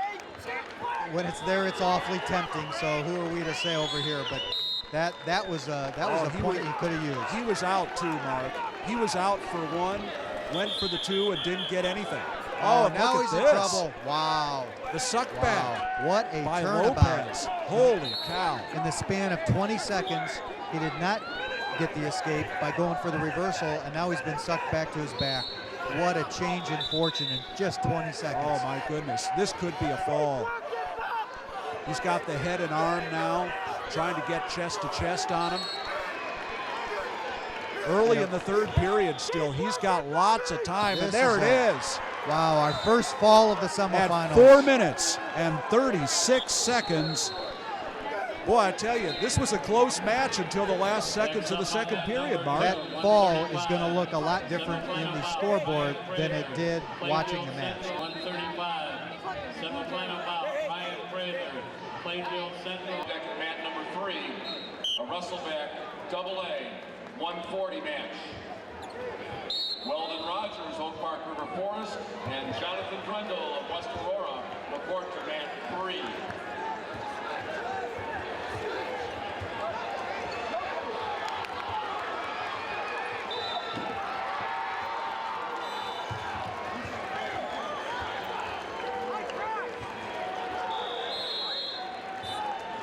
Class A 135-pound wrestlers report to mat 6. Vince Verselli, Wilmington. Lucas Graves, St. Joseph Ogden, mat 6.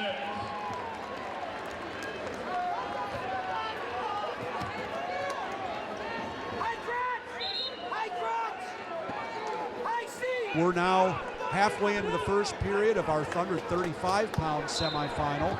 And Cartice Lloyd of Bremen looking for his second takedown here against Donnie Cotton of East Peoria. And Cotton able to get out of that. It's 2-1 in favor of Lloyd. Rob, I think this is our first semifinal of the day with two undefeated wrestlers going at it. Donnie Cotton is ranked number 1 in the state with a 39-0 record from East Peoria. He's a senior.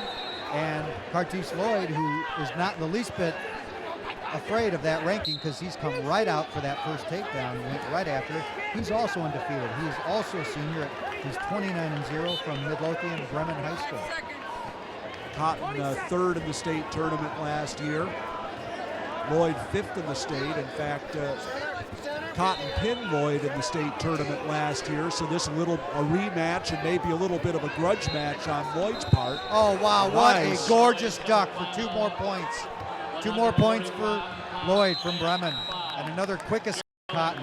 But Bremen is, the wrestler from Bremen, Lloyd, is smooth. He really is, and you say Cotton's very unorthodox, and that I think that caught some people by surprise last year. He's got great balance, great hips, but you know, Lloyd knew what to do when that shot was coming, and he got his second takedown. It's 4-2 as we go to the second period. That was a really entertaining first period because both of those wrestlers are really quick. I mean, their uniforms are turning into blurs when they're scrambling. These guys are two really quick, skilled wrestlers. Cartese Lloyd ahead 4-2, and he's on top here to start the second period, riding a crossbody on Donnie Cotton, who's trying to tripod out of there, and a stalemate, potentially dangerous, is called. We'll have to do a little bit of homework here. I don't know that we're going to have another final tonight or another semifinal today that has two undefeated wrestlers in it. It's not likely. There were not many coming into this state tournament, so interesting match here. And Lloyd brings them back down, still 4-2 in favor of Cartese Lloyd of Bremen. Well, Lloyd's had a little better luck with Cotton starting off the referee's whistle. When he scored those two takedowns, Cotton immediately responded to those takedowns with scrambles that got him escapes. Cotton, Lloyd's having a little bit better luck with that referee's position.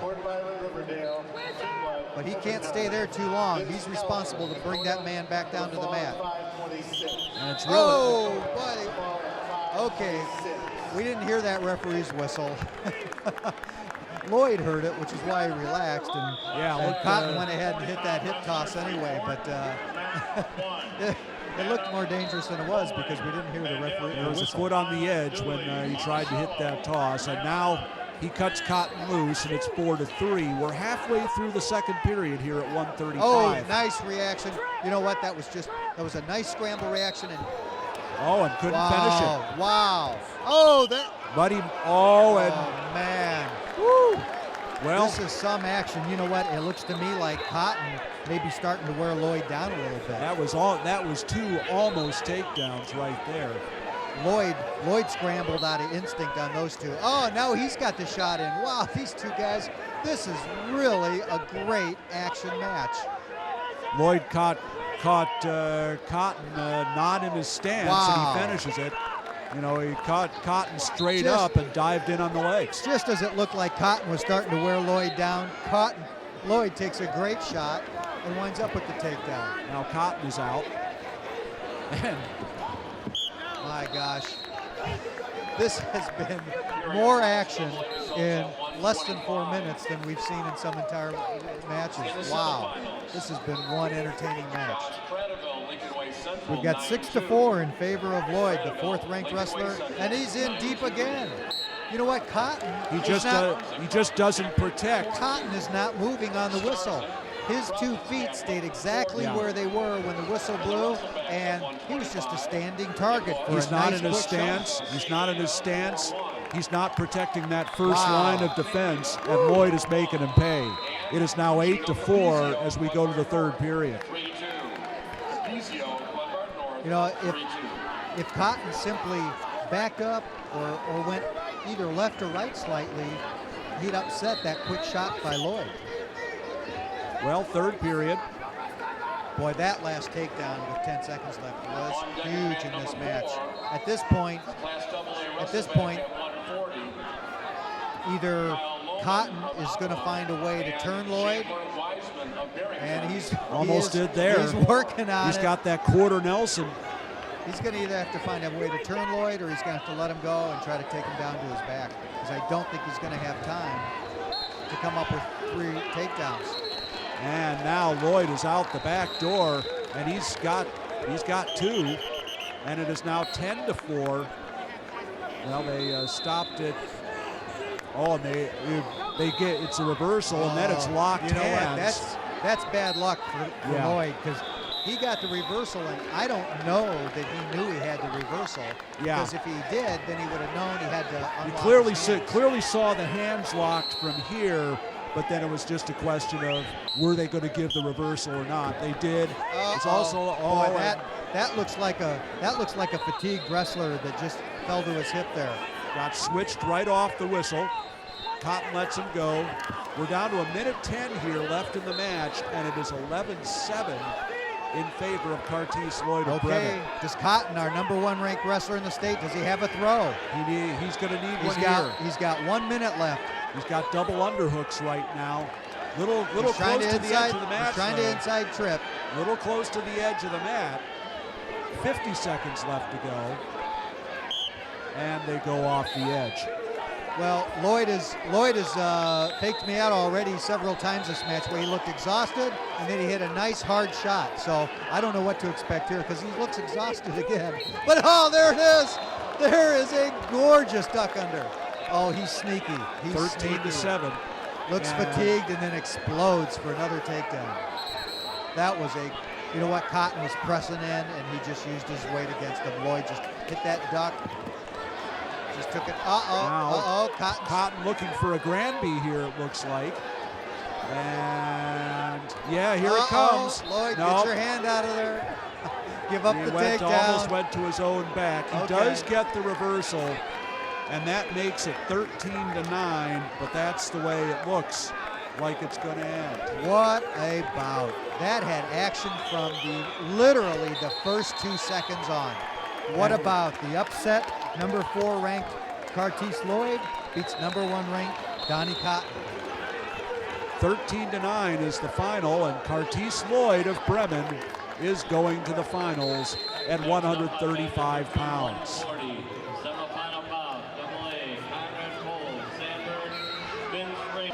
This is Ryan Prater of Plainfield Central going against Jared Hensley of Montini.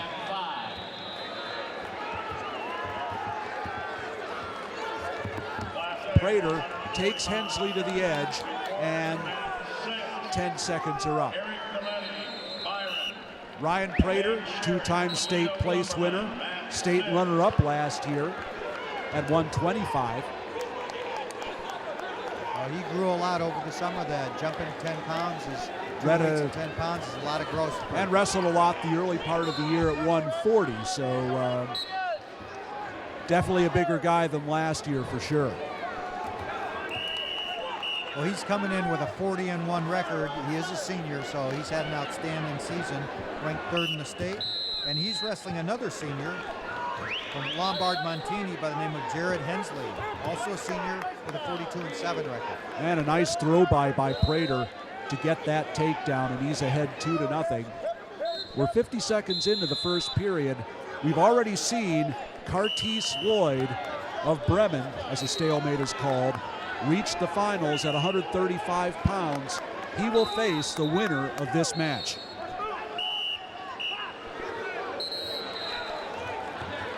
And Ryan Prater of Plainfield Central with the early 2-0 lead. He's working on top. He's got that near arm under control. Oh, now he's got the far wrist, which is really tough to clear depending on where it is. He's got that far wrist. Now he's got it caught under the crotch, and that's a problem. Okay, Mark, we're going to send it now to Andre Morgan, who's got another guest for us. Andre, who you got? I'm sitting here with Zeke Rowan, Mount Carmel High School. Zeke Rowan just punched its tickets to the state finals championship match in the 130 weight class. Congratulations, Zeke. Thank you. We'll let Zeke catch his breath a little bit here, wrestling fans. He's putting his clothes on. But Zeke, take me through that match a little bit and just what was really going on in your mind. The last minute, the score is 3-2, and you're trying to get in the state finals. Just ride taught all year, just run bars and chicken wings, and just try to work, and that's what I did. Stay strong, stay tight, win the match. The last 3 years at Mount Carmel, you had some of the best wrestlers in the state as your partners. You had Kenny Jordan, a multiple state champ. You had Mario Morgan, an all-stater. You had Curtis Lloyd, who just punched his ticket to the state finals. Talk to us a little bit of what it's like to have 3 all-state practice partners to groom you for this moment. I came into Carmel, I didn't even know if I was going to wrestle all 4 years. And great coaches, great partners, and got me where I am in the state finals. So that's my goal. One last thing, Zeke, and then I'll let you put your clothes on and go celebrate with your fans over with the caravan. What's your plan for tonight in the state finals? Win. That's it, and win. There you have it, Rob Sherrill. That's Zeke Rowan, Mount Carmel 130-pound senior in the state finals. Back to you, Rob. Thank you, Andre. Great work as always. We're in the second period now, and with a cradle, Ryan Prater extended that lead to 5-0 over Jared Hensley of Montini, and Hensley is starting on his feet here in the second period. So Prater is comfortably under control right now because besides having the 5-point lead, he's had most of the actions going his way. Nice quick shot there, hit down below at both ankles, finished it up. 7-0 now he leads. We're halfway through the second period, and he's well,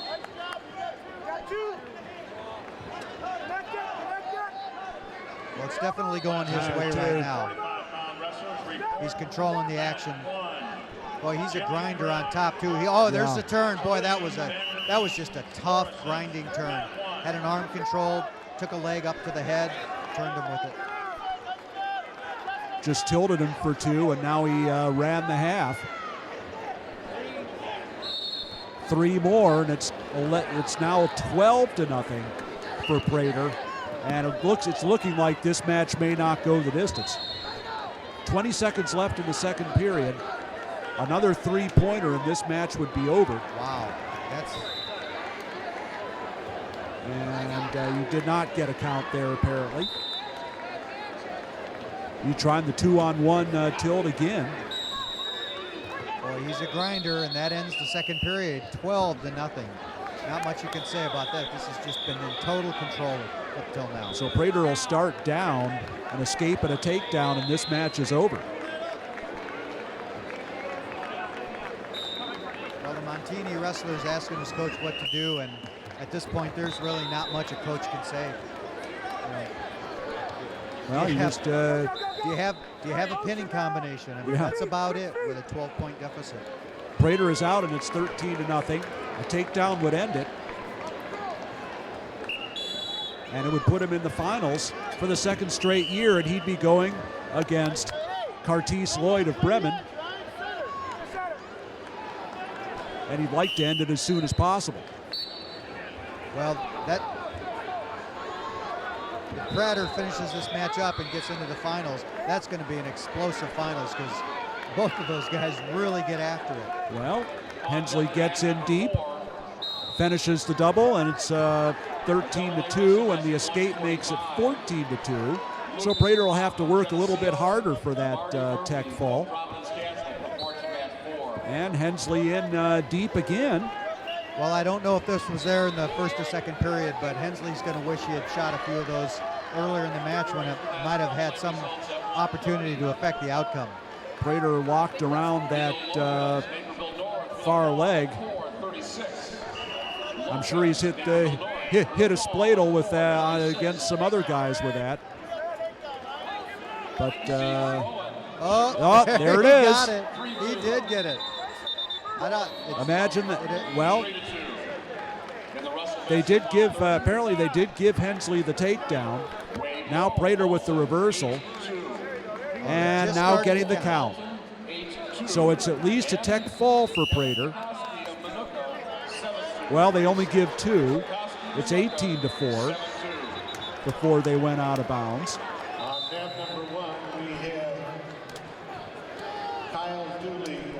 Now let's see if he tries to turn him again or lets him up and tries to take him down. Well, at this point, either way, he's 20 seconds away from going into the finals. And there's, I think he got a 1 count there. It looks like he wants that tech fall. Yeah, I think he does. Just for the heck of it. Obviously, doesn't want to do anything silly. Well, he came close. It looks like it's going to end 18-4 for Ryan Prater of Plainfield Central, and it does. Okay, well, Prater is in the finals. He'll go against Lloyd. We'll take a brief break. This is the IHSA State Semifinals.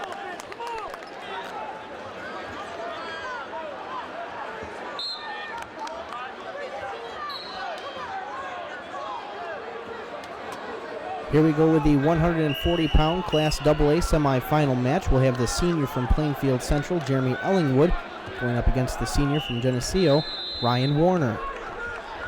Ellingwood's the favor in this match. He was the runner-up last year in the state at 135, lost an overtime bout, and he is a pinning machine. He's got long arms, but he's got strength and he's got speed that he'll just eat up the opportunities for pin combinations and foul him up. Ellingwood in the darker colored singlet. Warner will be in the green colored singlet.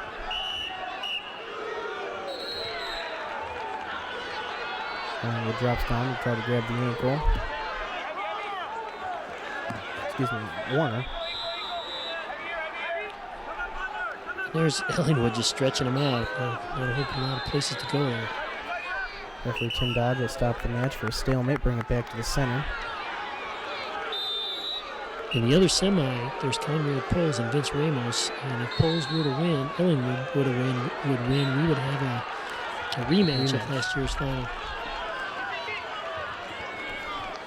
But for a long, lanky guy, Ellingwood really does put the pressure on.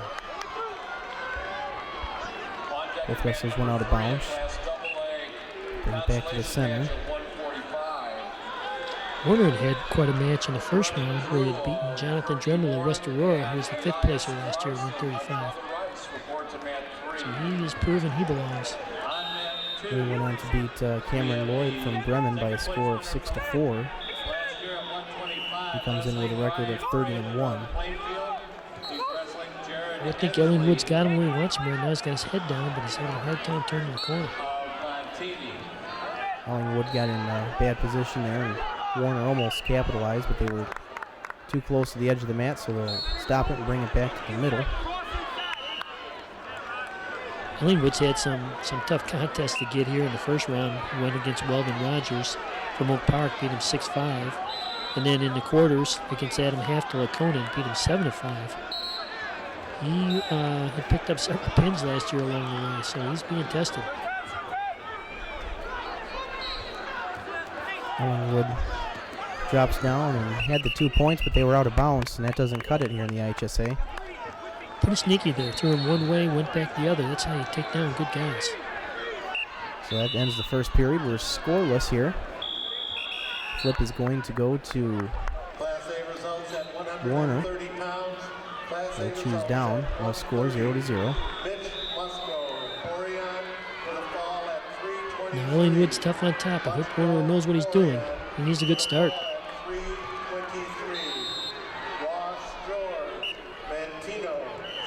Warner tries to tuck roll away. Ellingwood stays right with him.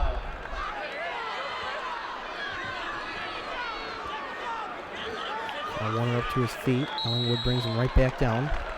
That is frustrating to work that hard to get to your feet, and then in the blink of an eye, one quick lift, and you're right back planted. But coaches will tell you, you guys got to come right, you got to be relentless and come right back up, which Warner is doing. Second time there he did it. He bounced down and bounced right back up. That first time, though, he wasn't as lucky. So they go out of bounds and bring it back to the middle. He needs to keep that up. It is hard to ride a guy who will constantly get to his feet. And the time to get to your feet is right when you land, not after you pause for a second and get sealed up. So far, Ellingwood's had an answer for everything Warner's tried to do on the bottom. Let's see what Warner's frustration tolerance is like. Still no score, 0-0 here in the second period. We're on the top half of the 140-pound Class AA bracket semifinal match. Jeremy Ellingwood of Plainfield Central, the senior, second place last year in state, going up against Ryan Warner, the senior from Geneseo. As you can see on the far mat, you got Ryan Prater going against Hensley from Montini. Two Plainfield guys back to back. You know they've had some goes in the wrestling room. Now the way that Ellingwood had just brought Warner back down, he grabs the far elbow actually, near side crotch, and just picks him up and drives him. There's a lot of guys that he'll put on his back off that. Warner, being the quality athlete that he is, used all his strength just to stay out of it. So we're out of bounds, so bring it back to the center now and restart.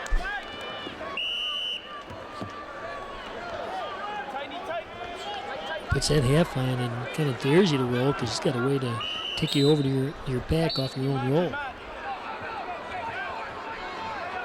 And even if he doesn't score here, even if Ellingwood does not put Warner on his back, again, he takes a lot of gas out of him by constantly shutting down his escape attempts. Can come back to help him later on in the match. Ellingwood just trying to flatten out Warner. They were too close to the edge of the mat. Worked their way out, so they'll come back to the center. Warner immediately stands up and gets away. We saw the same thing in the 112-pound semifinal match where Oldenburg had written out the other Geneseo man, Sheely, until about 15 seconds left, which is we're seeing the same thing right now. Warner gets written out for a minute 45 and gets away with less than 15 seconds. He leads 1-0 here in the semifinal match. The second period. That'll end the second, so we'll go to the third. It's going to be Ellingwood's choice. He'll look at the referee and choose down. See what he can do from this position down here now. We haven't seen it yet this much.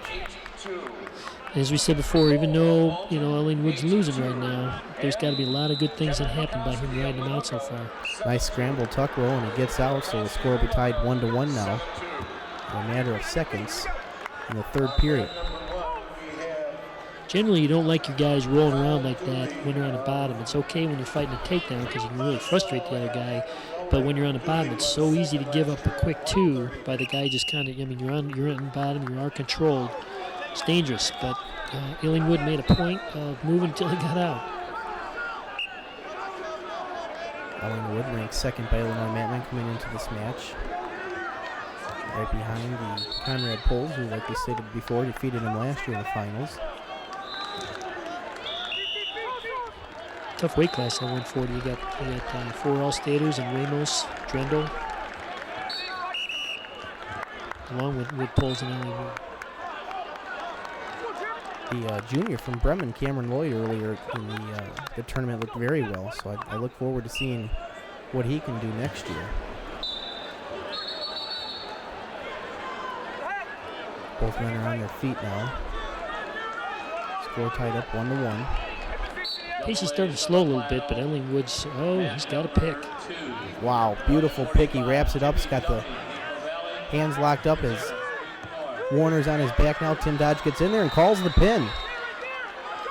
In 5 minutes and 9 seconds, Jeremy Ellingwood, the senior from Plainfield Central, is going to advance to the finals.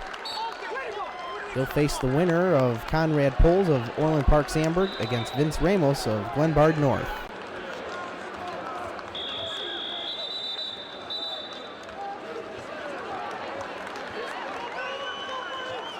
This is one of our marquee matches here at 140 pounds. In the blue, defending state champion Conrad Poles of Carl Sandburg, and he's going against two-time state place winner Vince Ramos of Glenbard North. This is at 140. The winner will face Jeremy Ellingwood of Plainfield Central, who just got a fall on mat 5.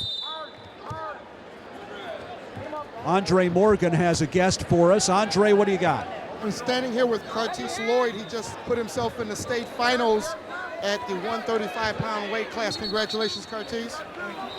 It's been a long road to the state finals for you. I mean, on the kid level, you were a perennial state champion, All-American, and you had some bumps and bruises in the road to the state finals. Talk to me about what it's like now as a senior to finally almost get the job done with one more match to go. It took me 4 years just to get to the finals. Should have been there last year, messing up, making too many mistakes. Came here today, correct all my mistakes. Now I'm ready for the final match. Okay, I talked to you about a month ago, and you told me that you were really focused on meeting up with Donnie Cotton again. You kind of felt that was a bump in the road for you because he knocked you out last year of the championship round. Talk to me about what it feels like to beat Donnie Cotton. This year, as you can see, I was injured. Last year I was injured, my ankle was messed up. I made mistakes, and he caught me on the mistakes, and won the match.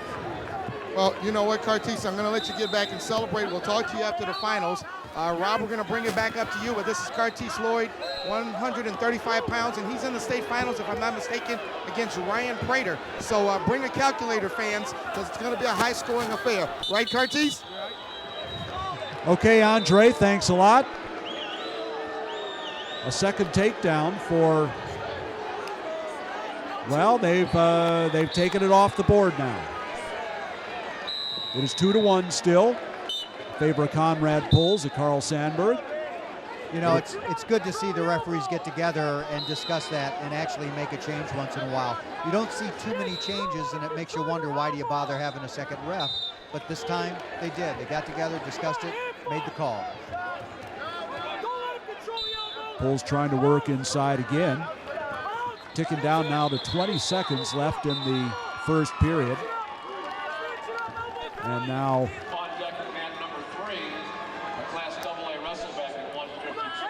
Ramos counters with the front headlock. 5 seconds left as they call a stalemate. Rob, do you know offhand if these two wrestlers have met this year? I don't believe they have. They've been at different weight classes, so. I noticed Poles has had a couple of defeats this year. I didn't know who those might be too. Lost to Ellingwood in the finals of the Dvorak tournament, and also once in at the Clash in Minnesota. So, well, if he wins this match, he'll get another shot at Ellingwood. Ellingwood just won his semifinal match on the other mat. It was a tight match right up until Ellingwood got a third period takedown right to the back and wound up with a fall. Well, as a matter of fact, Pulls did beat Ellingwood in the Downers North sectional final last week, so this will be kind of this would be kind of the rubber match if things stay the way they are. 35 seconds are gone, and Pulls riding with the tight waist. They go off the edge. Well, Ramos obviously would love to join his younger brother in the finals of the state matches tonight. His younger brother is in the finals at, I believe that's 112. Okay, Andre Morgan has another guest for us now. Andre, who you got?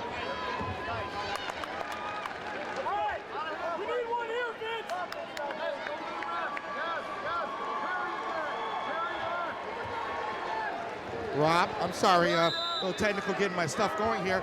I'm with John Morrison, Sandburg 103. He's in the finals against, I guess you want to call it an old nemesis, BJ Futrell. It's been a while since you guys hooked up together, but first of all, congratulations on getting to the finals, and take me through the last few minutes of your match over there in the finals, or in the semifinals. I thought I wrestled pretty good. He picked down. I rode him for a while.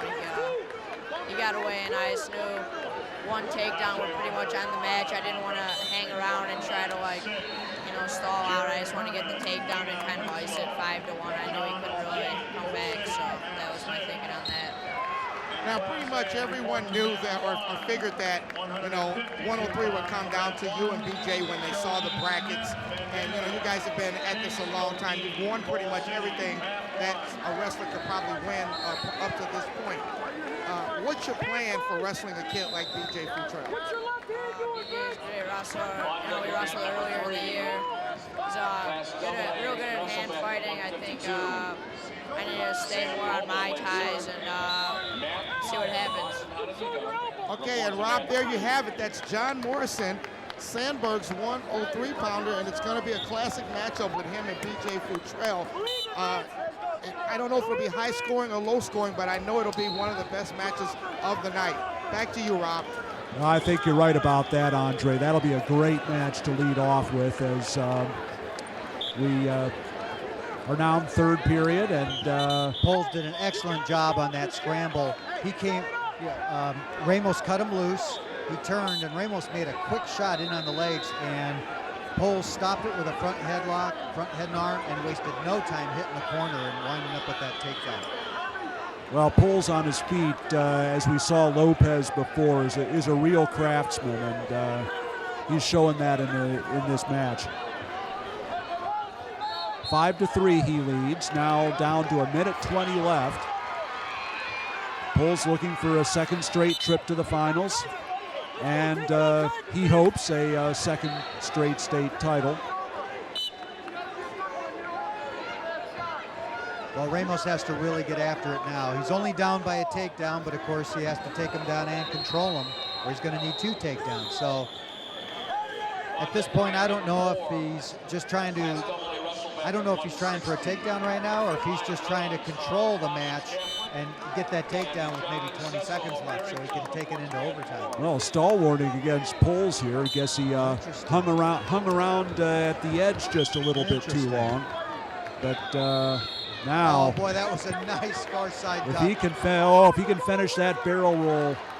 Well, Ramos got the whizzer Ramos in there. was in serious trouble. They did a nice job countering out of there because that was a nice start to that move by Poles. Nice whizzer by Ramos to what looked like a sure takedown. And it's still 5-3 with 35 seconds left.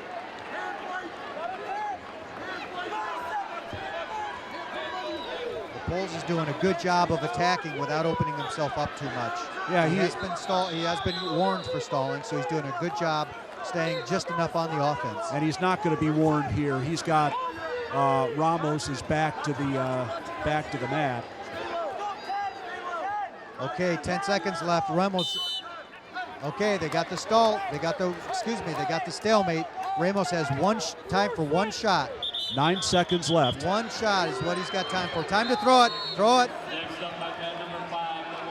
Poles can take 1 point if he wanted to, but very smart on Poles' part. He won't need to. He's in the finals with a 5-3 win over Vince Ramos of Glenbard North.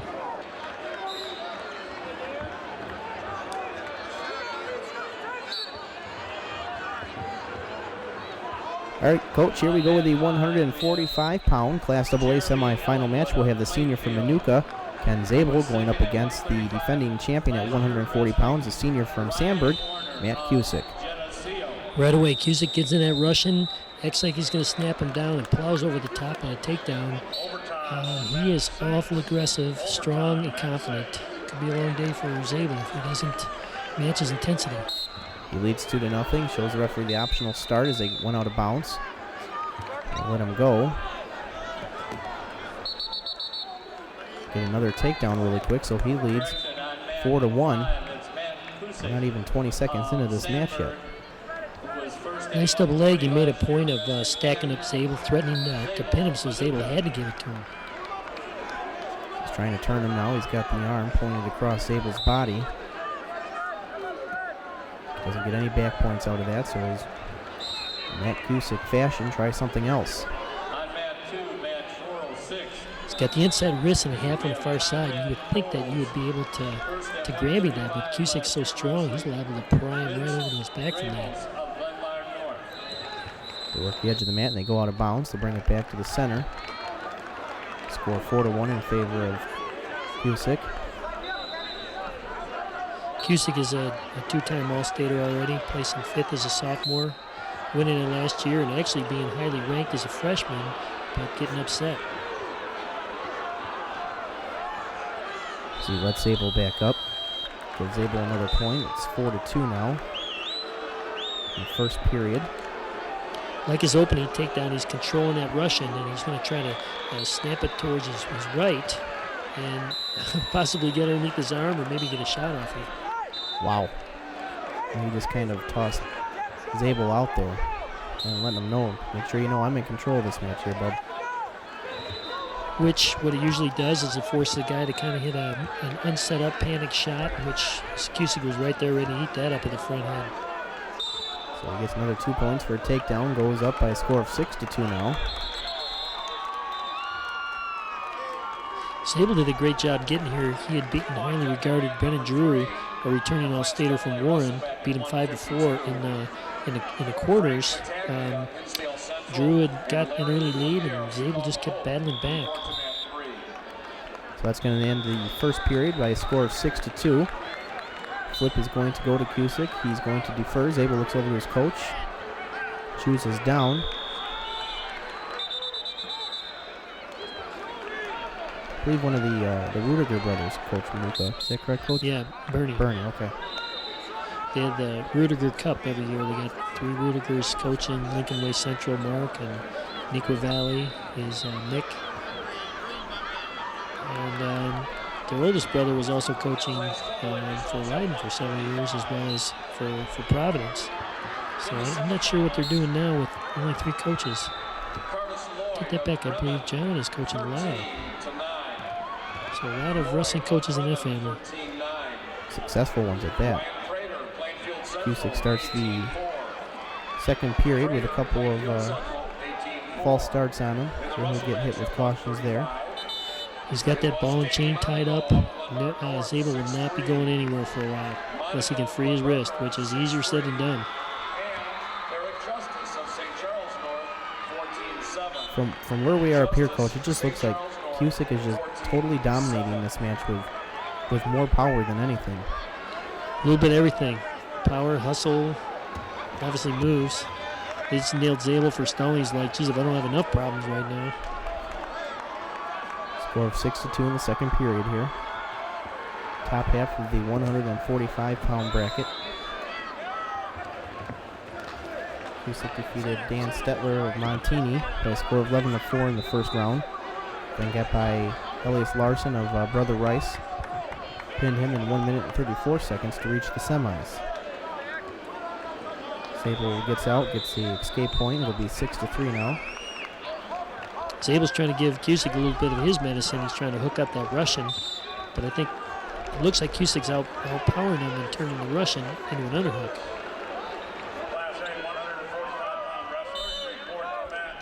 Zabel's keeping the motion going, so he's not giving up.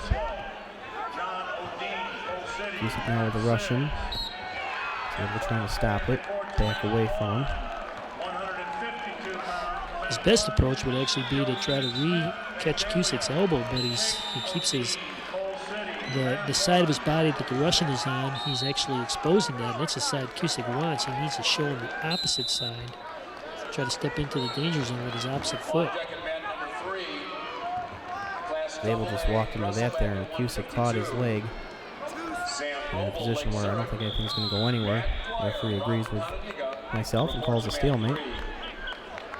Yeah, nice counter by Zabel, because it looked like, as you say, he walked right into something, but Zabel threw him off balance on the shot and forced Cusick to go for the stalemate. So we'll go to the third period. Cusick leading 6-2. He'll go down and kind of rolls his way out, back on top. He's got that the headlock. I'm not sure if his coach wanted him to roll the way he did on that one. It came out good. He's got the headlock. He's getting big points, but then he get a little close to a till when you got a 3-point lead. Be aggressively conservative on the bottom. On the shoulder blades here. Good scramble by Zabel. He's trying to get that leg in and slipping the elbow. Cusick really does not have much.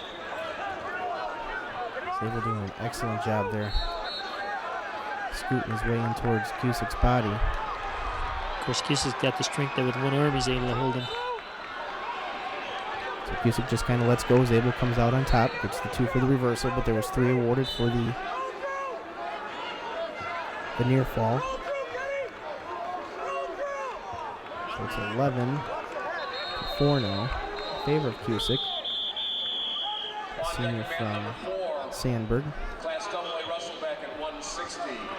Zabel's on top now. Comes around to the front of Cusick. Not a really good position there. No, he's desperate, and I think his best bet was probably taken up on the feet because Cusick wasn't going anywhere. And now he's in a jam. Cusick gets his head free. He's going to get the 2 points for the reversal. And he does anyways. Zabel's almost on his back again as he's getting more back points. That's going to do it.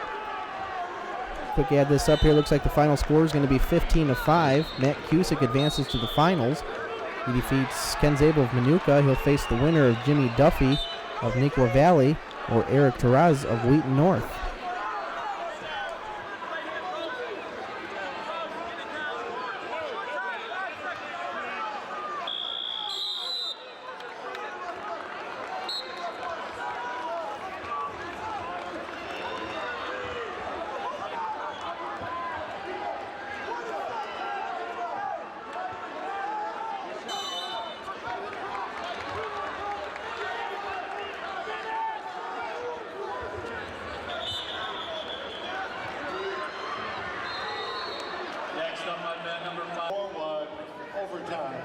Now we go to 145, and in the blue, this will be Eric Terrazas of Wheaton North going against Jimmy Duffy of Neuqua Valley in the white and dark blue, both of these guys juniors.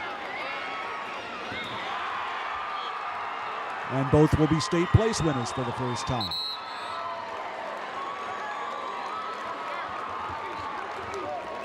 From the fans, those are Russellback. Some of those are Russellback winners who have just won the match that puts them into the place winning.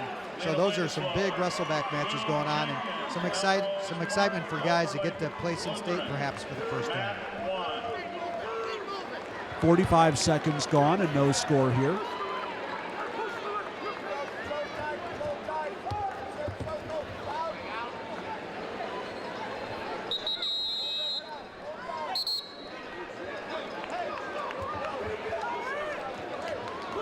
Matt Cusick of Carl Sandburg has already made it to the finals at 140-45, the defending state champion. He will take on the winner of this match you're watching right now.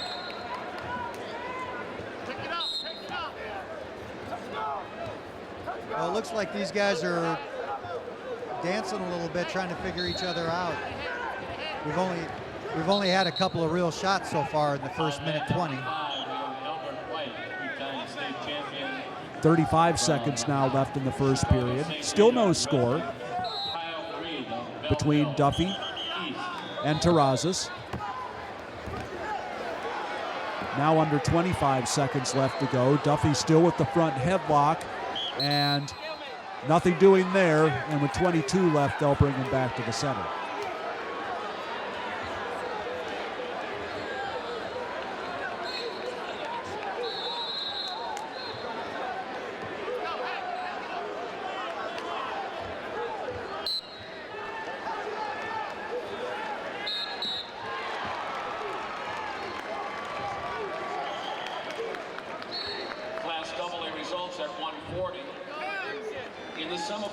Okay, we're back with you. Final 5 seconds of the first period. And we haven't seen many scoreless first periods, Mark. There's been a lot of action. No, I'm actually kind of surprised that we didn't see a stalling warning somewhere in that first period because, you know, I think we saw maybe 3 shots, which, like you're saying, compared to some of the matches we've seen up till now, this one just looked like their feet were in cement. 7-2. Terrazas starting on the bottom as we start the second. And no change as they come back to the center.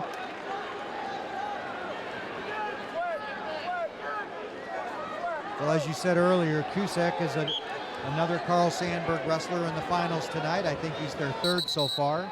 And these guys are wrestling for the right to wrestle Cusick. Cusick being ranked number 1.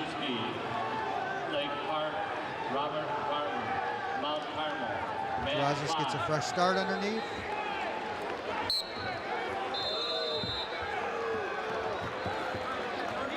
Duffy hanging on to the leg. And they go off the edge again. Still no score. We're 17 seconds into the second period. Well, at some point the referees are going to have to get involved here because between the lack of action in the first period and the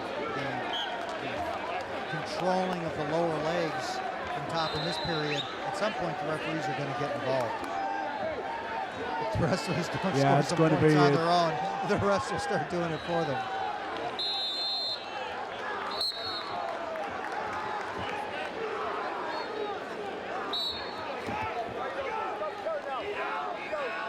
Now Duffy with the leg in. We've wrestled 30 seconds here in the second period, trying to chop that left arm. Still riding crossbody, and they'll go off the edge. Andre Morgan is standing by. He's got another special guest for us. Andre, what do you got? I'm standing here with John Skarzak, the 2-time state champ, 3-time All-Stater, just punched his ticket to the state finals. I don't think he got a fall there, right? So the clock is running on John as far as he's tied the record for pins in a career. But more importantly, you're in the state finals, and the dream matchup that everyone's talking about lives on with Josh Cradleville of Lincoln Way Central. Take us through your thoughts right now. Match? I'm just going to have to do what I did the last 2 weeks. Come out there, get the first takedown. It's going to be 6 minutes of nonstop hard hustle. He's going to come at me the whole time. I'm going to go at him. And what I think is so interesting about this is that you guys have been in state finals before. This will be your third state final. This will be, I believe it's his second state final. You know, so the atmosphere won't bother you, so it'll just strictly be wrestling. So take me through your thought process in preparation for a guy with that type of experience. You just wrestled him twice in a row in the last 2 weeks. Just have to think of it as another match. Go out there and just do what you have to do. You can't think about everything on the line. You just got to wrestle your way. There you go. John Starzak, Rob, one of the unique wrestlers in the state of Illinois in the fact that he won a state title at 2 different high schools. Chain singlets, no problem, right, John? Going to the state finals, no problem. John, we'll talk to you after the state finals. Congratulations. Okay, Andre, thank you. Duffy still on top here in the second period, still riding cross body, and still apparently no stall warnings. Now here's one against Duffy, and the match is stopped with 32 seconds left in the second period. Well, that's maybe a little bit later than I would have called it, but you know, there's so much judgment, and these refs are seeing it up closer than I am. I think that's a good call. Duffy throws in the leg again, drops down to the knee. Duffy's either been on the low leg or he's had his hip on hip the whole time, so I think that is a good call. Stalemate there with 18 seconds left to go. 18 seconds from a ride out here against Terrazas in the second period. This match is still scoreless. The defending state champion, Matt Cusick of Carl Sandburg, awaits the winner. Now in the final 10 seconds as Duffy brings him back down again. Well, you know, we talked about the pace of this match, but I gotta hand Duffy one thing. He is tenacious on top. Now we're ready to start the third period, and Duffy is on the bottom in this scoreless match. Well, they're running these. They're not keeping the same upper or lower bracket on the same mat. They are just sending them out as they're ready. So that's why we've had to adjust a few times here as to which wrestlers are going out there. Kimberlin and O'Connor will be the match you see next here on mat number 2. Next up on mat number 5, 171, semifinal bout. George Blanton, Richmond Burton, Mario Gonzalez, West Aurora, mat 5. Well, it looks like Terrazas is going to try and do a little bit of what Duffy did, and that is stay clinging on top. We like to welcome those of you who are listening to this live on IllinoisMatmen.com streaming audio. I'm Rob Sherrill working with Mark Massery here. We're bringing you the semifinal matches in Class AA on mat 2, and we're at 145 pounds. Still scoreless, almost 5 minutes in between Jimmy Duffy of Neuqua Valley and Eric Texas of Wheaton North. And fans, the reason we're jumping to 160 pounds next is because the two 152-pound semifinals were on the other mat, and they both ended up fairly quickly in falls.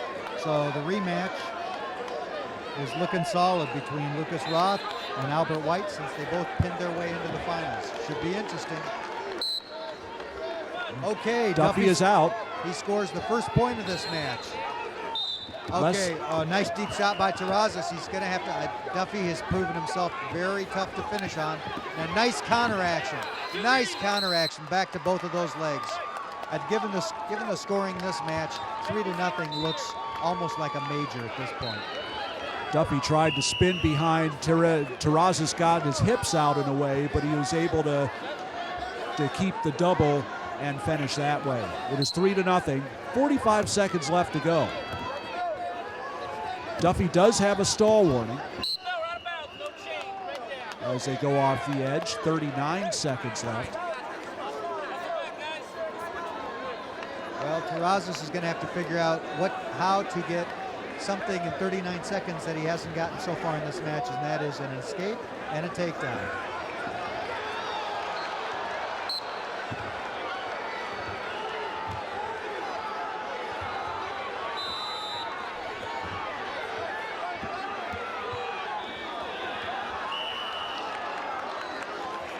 Potentially dangerous call as Duffy had a leg in. 25 seconds left to go. 3-0 the score for Jimmy Duffy of Neuqua Valley. Stops Terrazas' first move. But Duffy is a grinder. Oh, Terrazas back up on his feet, and Duffy works across and brings him right back down. Now under 10 seconds left to go. Duffy has not given 1 inch in any position.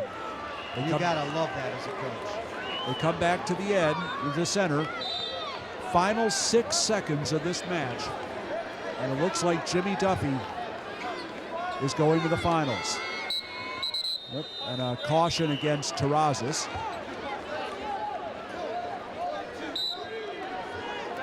Final 6 seconds. 3, 2, 1. The escape for Terrazas, but Duffy still is in the finals. A 3-1 decision over Eric Terrazas of Wheaton North.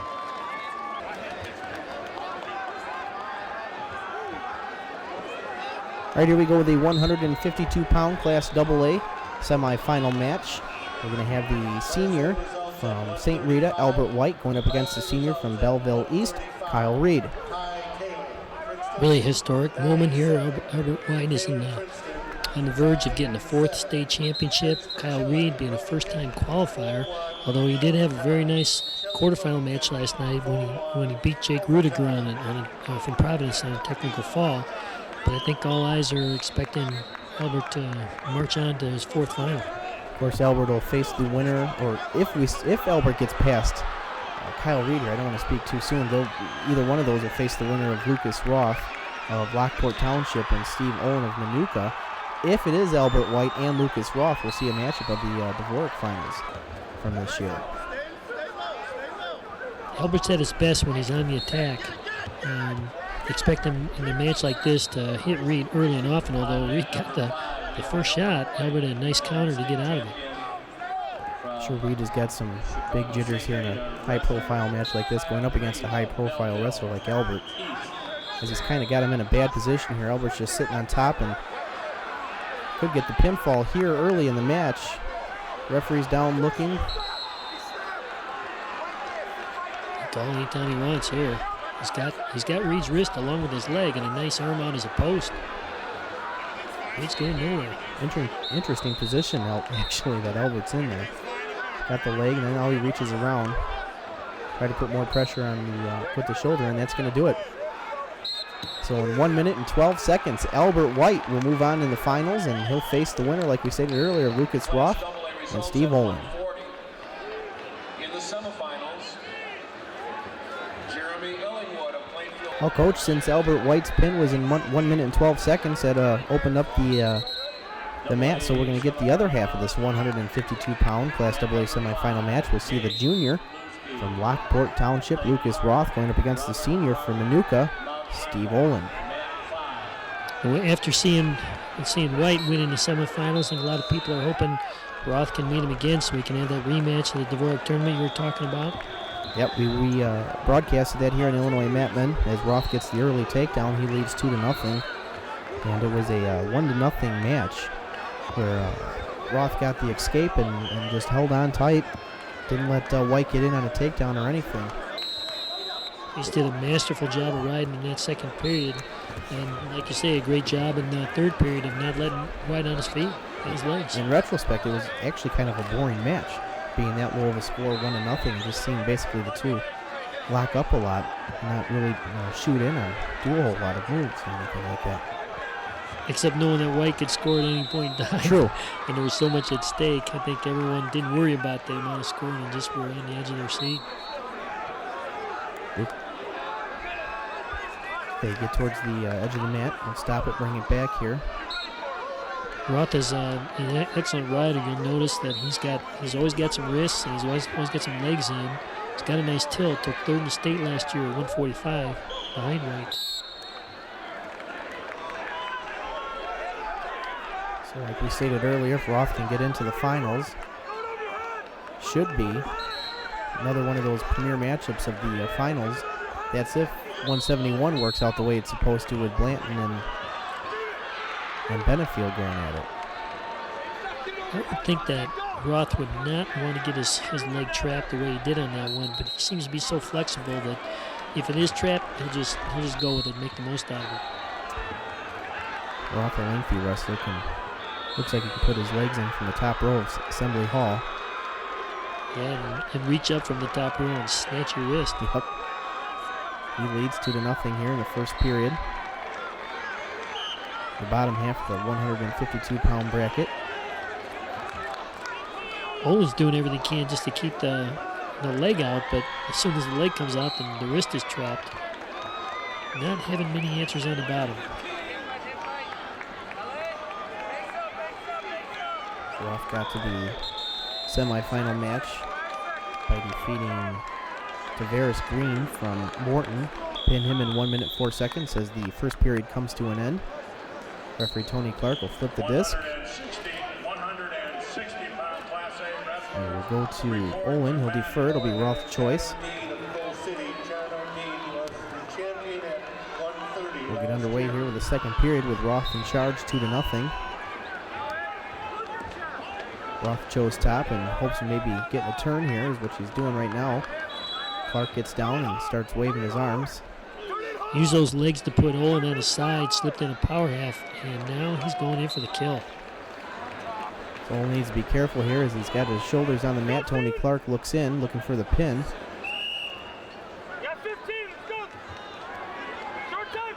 That's going to do it. Tony Clark slaps the mat.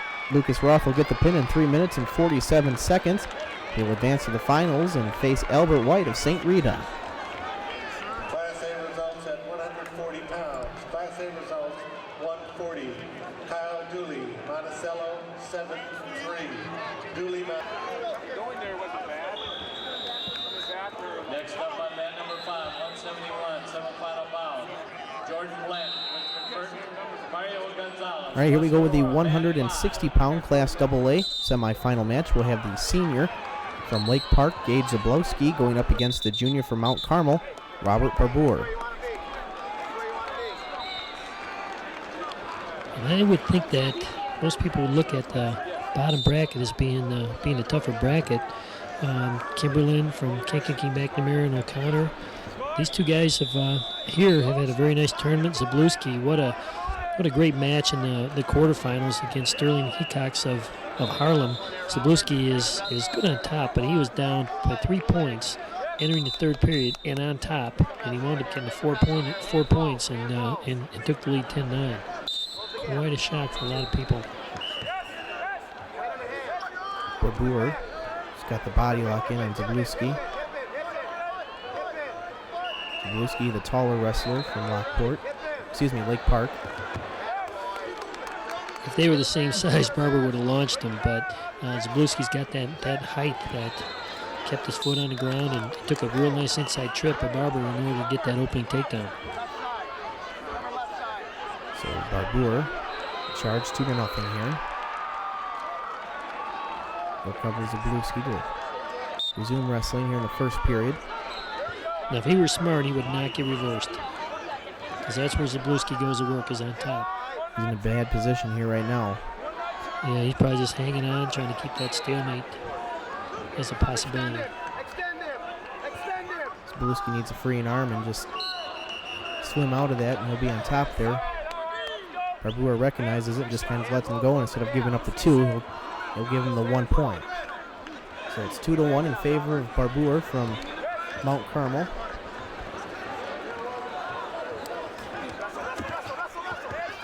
As Zabluski takes him now down to his back. Referee gets down. We could have a pinfall here early in the first period.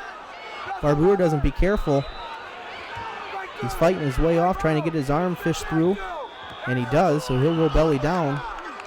Referee award 3 points, so a 5-point move there. What a great combination by Zabluski. He hits a shot, he comes up. Because Barbour had the whizzer, Zabluski comes up in an underhook, has a nice heel pick, smacks him to his side, and comes up and covers the head, using that great length that he's got. Now he's got a comfortable lead after losing that opening takedown. So that'll be the end of the first period. Zabluski will be in charge 6-2. I think it'd be a little bit closer match had Barbour not put him in position there. Hung on just a little bit too long. Now he's got the whizzer, and that actually sealed himself up to go to his back. So we start the second period with Barbour down on the mat. Zabluski covers, and we're back wrestling. Barbour springs forward. Zabluski stays with him on top, flattens him out. Moves to the left side of Barbour. Trying to thread his arm in there. He keeps getting the leg in. That's not going to get him out on the bottom. He's got the figure 4. In fact, it looks like he's got it laced around the leg. Could be a penalty point there, but now he's got it off. Both refs are watching it. I don't know.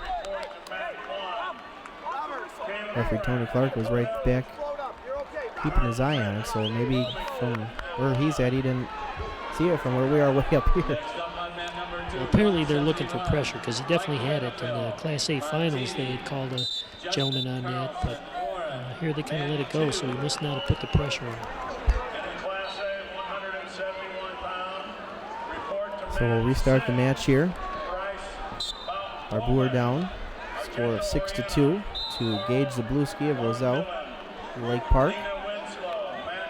Barbour springs forward again. Zabluski stays right with him. Throws the leg in. I think Barbour's regretting that choice of taking down because he hasn't mounted any kind of attack. Of course, on the far mat right now, we got the other half of this 160-pound bracket. Jake Kimberlin going up against Brian O'Connor. Zabluski came in with a record of 41-5. Barbour came in with a record of 27-5 as Barbour gets hit for stalling, just kind of laying on the bottom there. I don't think he really has much choice as Zabluski's got him tied up really tight. The interesting thing about their area, well, there's a nice tilt started, although he's off the mat, but inside wrist tilt. So they'll be out of bounds, bring it back to the center now.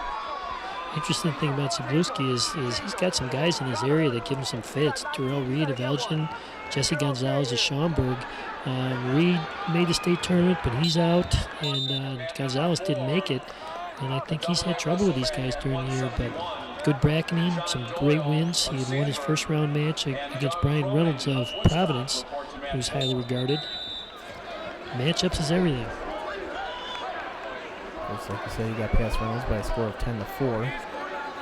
And we already mentioned the Heacox match. Saw Sterling walking around earlier today after his matchup. Had his arm iced up, so I don't know if maybe that 3 or 4 points at the end of the match there might have been due to an injury. So we'll start the third period. It's going to be Zabluski's choice, knowing that he pretty decent on top. That's where he'll go.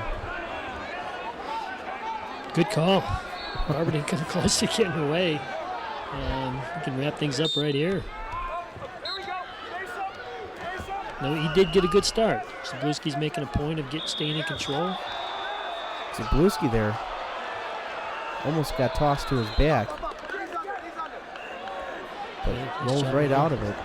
Nice job of feeling that. Yeah, had he paused, I think Barbour puts the clamps on him, seals him up. And now this is right where Zabluski wants him, on his belly and with the wrist. Zabluski on top in the navy blue singlet. In control here. Referee will stop the match.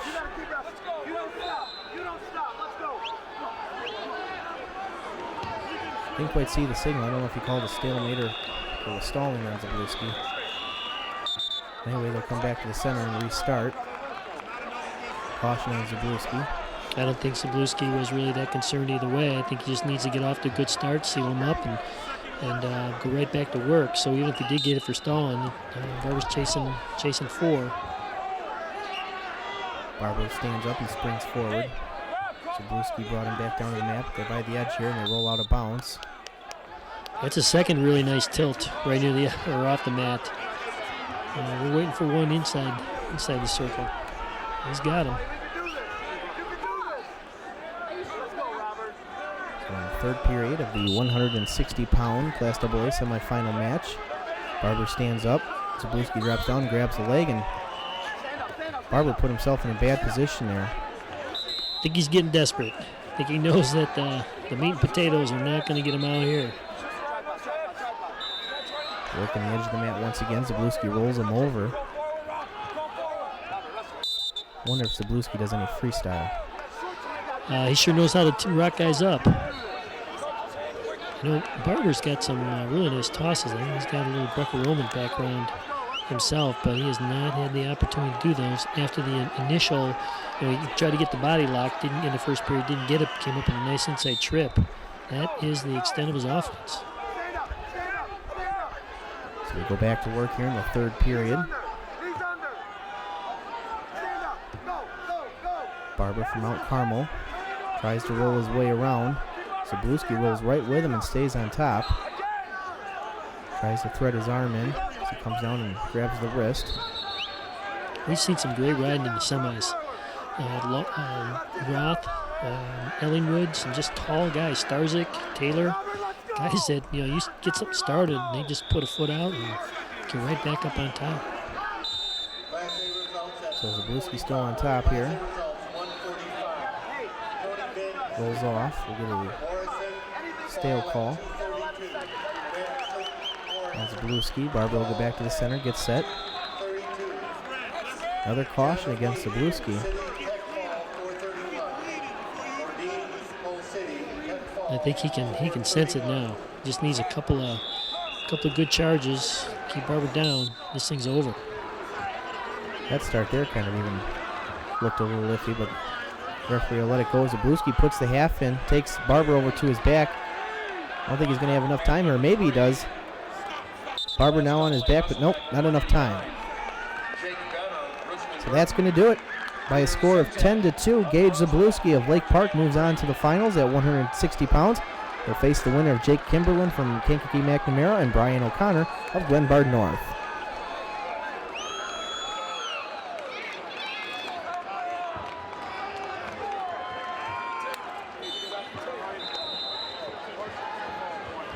Brian O'Connor, another Glenbrook, Carroll Stream, Glenbard North wrestler trying to make it to the finals. Ranked number 1 is a senior at 42-4, and Jake Kimberlin from the Kimberlin wrestling family at Kankakee McNamara High School. He's also a senior with a 35-2 record. He's ranked number 3. O'Connor, the last of 3 semifinalists for Glenbard North. Carl Sandberg has 3 in the finals. John Morrison at 103, Conrad Pulls at 140, Matt Cusick at 145. And a heck of a dual meet team to boot. Mount Carmel has 2 so far.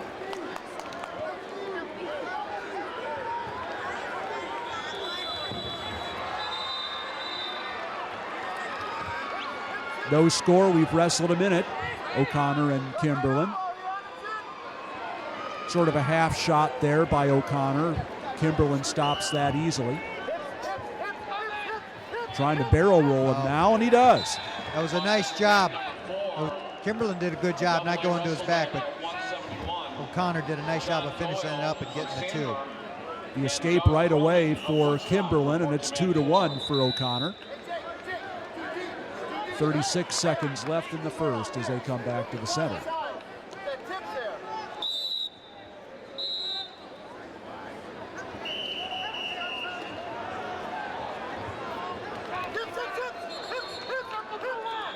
O'Connor's he's tricky out there. He keeps his motion going because Kimberlin's stalking him, but O'Connor does a nice job of changing up his action and his height and his direction.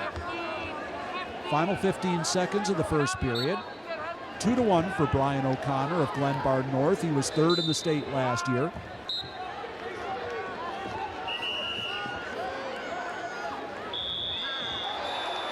And that's the end of the first period.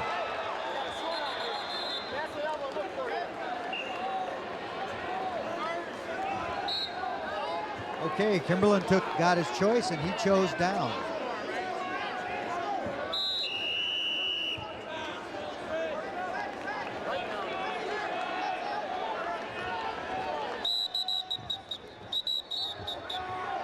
Caution against O'Connor.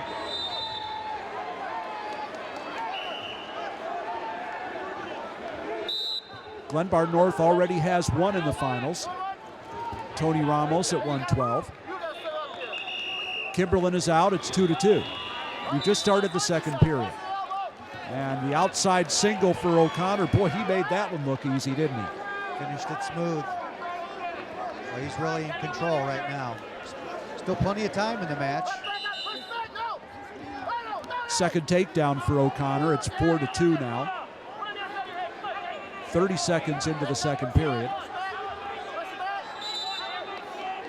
You're watching the 2007 IHSA state semifinals as the shoulder roll for Kimberlin gets him the escape. It's 4-3. Now Kimberlin really, he's doing a good job keeping his position, but he's not able to get a clean shot off on O'Connor. O'Connor's doing an excellent job of changing levels and direction. And he's getting the shots off, not Kimberlin. Stalemate is called. We've wrestled exactly half of our 6-minute match. And okay, Kimberlin keeps trying to turn the corner here. Well, at this point, Kimberlin, the best he can hope for is a stalemate. Well, Andre Morgan has a very special guest for us. Andre, who you got? Well, I'm here with Albert White, 3-time state champ, national champ this past summer. Albert, you're almost there. You've almost completed the ride, but you have your biggest competition to date in the state finals waiting for you in Lucas Roth. Tell me about how it feels to be in the finals and what lies ahead. It feels good to be in the finals, but it's not all over. Still got a match to wrestle before we can start celebrating. Everyone knows all about the situation at the Dvorak. 1-0, basically you cut him, you didn't get a takedown, and you lost. You kind of messed up your perfect season. What's going to happen differently tonight that we should look forward to? I'm just be more on my A game. Good wrestling. Tonight, Albert, and my final question, you have a chance to put down some major history in Illinois, as if you didn't have enough pressure that you put on yourself. But you, along with Mike Benefield, have a chance to leave here as the winningest wrestlers in the state of Illinois. I know that's not your main goal, but just talk to us about how it's going to feel if you accomplish that, and at the end of your career when you look back on all that you've accomplished. I really haven't been paying much attention to the all-win record, but it'll feel good to accomplish that too also. And there you have it, Rob, Mark. We've got Albert White, arguably one of the greatest wrestlers in the history of the state of Illinois, assuming he completes the deal tonight, or even if he doesn't. But Albert White, 4-time state champ, a 3-time state champ, 4-time finalist. Good luck to you tonight. Thanks, Andre, and I wouldn't want to bet against him at this point, but that's going to be one of our great matches as we go on tonight. And another takedown for Brian O'Connor here, 4th of the match, and he's in cruise control, 9-3, Mark. Yeah, that looks like from the body language, that looks like that just ended the match. Not to mention the fact that he has a leg and an arm tied up. That goes a long ways to adding to a little bit of the body language. Well, this looks like it's going to be a rematch of the Glenbard North sectional final. Gage Zabluski of Lake Park has already advanced at 160. And it looks like he's going to face O'Connor. And the nice Turk on top by O'Connor. He's going to get back points. Already ahead 9-3. Final 20 seconds. And he's won this match on his feet. He's won this match on the mat. It's just been a complete performance. Final 10 seconds.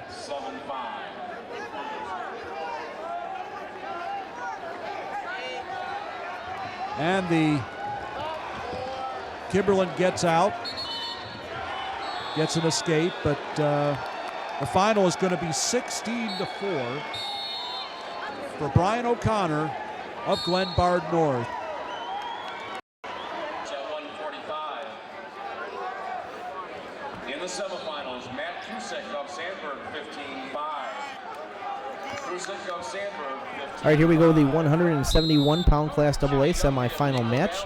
We'll have the junior from Richmond Burton, Jordan Blanton, with a record of 39-0, going up against the sophomore from Aurora West, Mario Gonzalez. Blanton, as we all know, two-timer from Class A, two-time state champ, moving up to Class AA, and absolutely no change in his style. Gonzalez was a state qualifier as a freshman. There aren't many freshman state qualifiers at 171. He is mature beyond his years. Blanton coming in to this match ranked second as Gonzalez drops down and grabs the leg. Gets the early 2 points. Gets the takedown by the edge of the mat. Blanton bounces back up to his feet, but they'll go out of bounds, so Blanton will come back to the center. That was one slick high crotch there. He threw the arm over, hit the leg, put the right up, didn't give Blanton a chance to counter. If memory serves me correct, that may be the first offensive point scored on Blanton all season. I think you're right. So as Blanton gets out, Gonzalez comes back around. Score 2-1 is Blanton now. Nice scramble by both wrestlers here. I think Gonzalez wanted that hand on the head. He's got some nice counters, but it's locking him in. Blanton now comes around. Gets the 2 points for the takedown, so he'll go ahead now 3-2. That's a great scramble. I don't think Gonzalez has been reading those press clippings. Of course, the most anticipated match probably of the decade, if Blanton does get past Gonzalez, will be the final of Mikey Benefield, Lombard, and Blanton. I know Blanton's from the area where I'm from, and I get to read all those wonderful press clippings. So it's been talked about all year long. I think everyone was thrilled to see those guys in opposite brackets. Blanton on top now. In control of the sophomore from Aurora West, Gonzalez, with a record of 25-1. And he just picked up that takedown. They've got a rule where if the guy steps over your leg, but you're behind his arms, they're going to give you the takedown. There's his freestyle ability showing right there. That's going to be the end of the first period. Blanton in control by a score of 3-2. Flip will go towards Gonzalez. He'll choose down. Referee Tony Clark in charge of this. Is it 5, Coach? Yeah, okay. Got 3. Yeah, Gonzalez got the escape, and then Blanton got him right away. So we'll start the second period.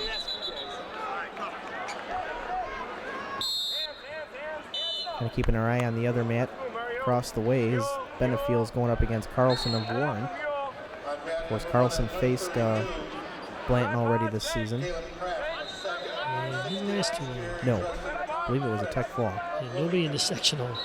They had 3 tech falls in the sectional. So they'll call a stalemate. Blanton shows referee Tony Clark that he wants the optional start, so he'll cover. Do his pat and drop down and touch the ankle, make it look like he's doing something there. Yeah, I take that back on Carlson. Actually, he had lost to the other finalist, Joe Graves of Notre Dame, so he did not get a chance to go against Blanton. Okay. So 5-4 now.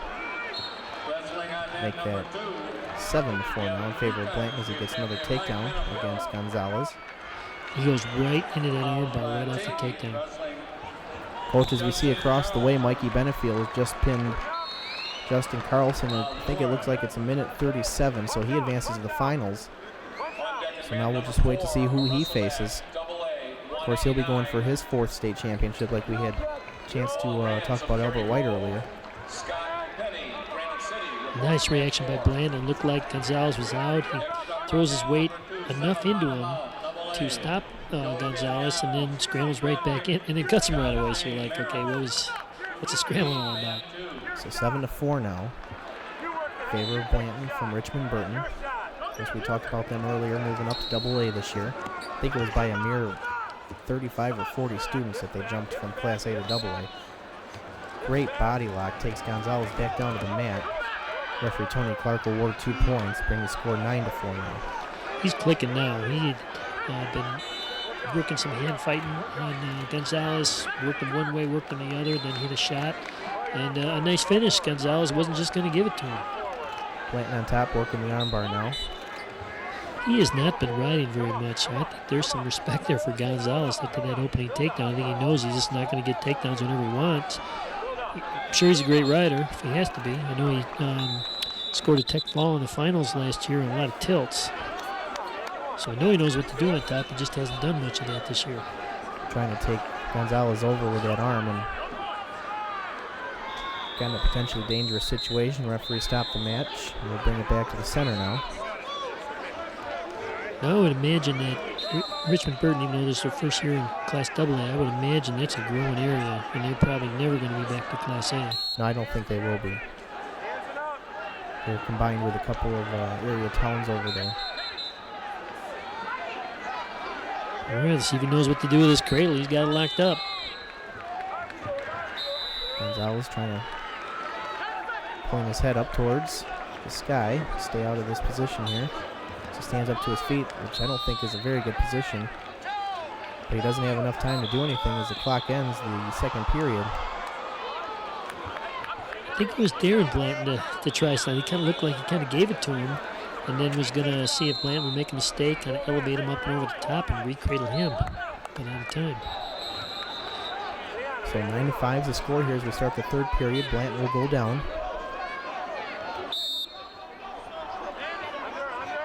He is just adamant about not getting his cross wrist trapped, which we've seen enough of that. We've seen guys stand up this tournament with their wrist trap and get smacked down. Blanton gets out, scores the escape point. He's up by 5 now by a score of 10-5. Got Gonzalez's leg here. He's making a point of staying out of the big stuff. He's just going to keep jerking him one way, jerking him the other until he throws him off balance.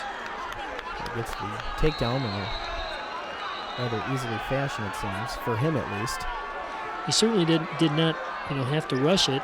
There was no sense in chancing something when you have a 5-point lead. Blanton coming into this match with a record of 39-0. Gonzalez with a record of 25-1 as he lets him go, 12-6 now.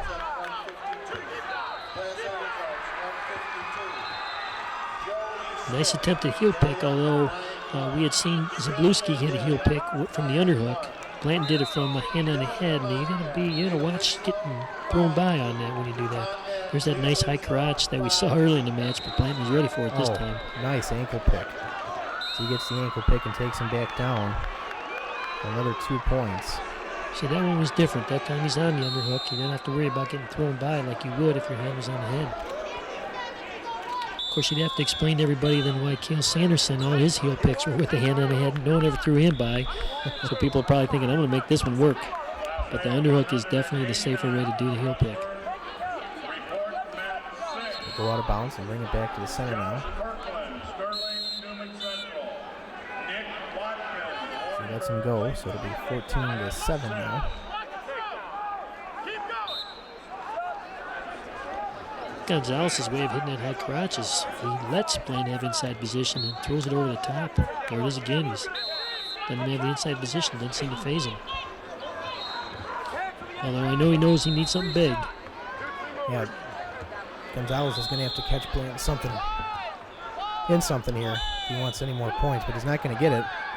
So Jordan Blanton's going to move on to the finals.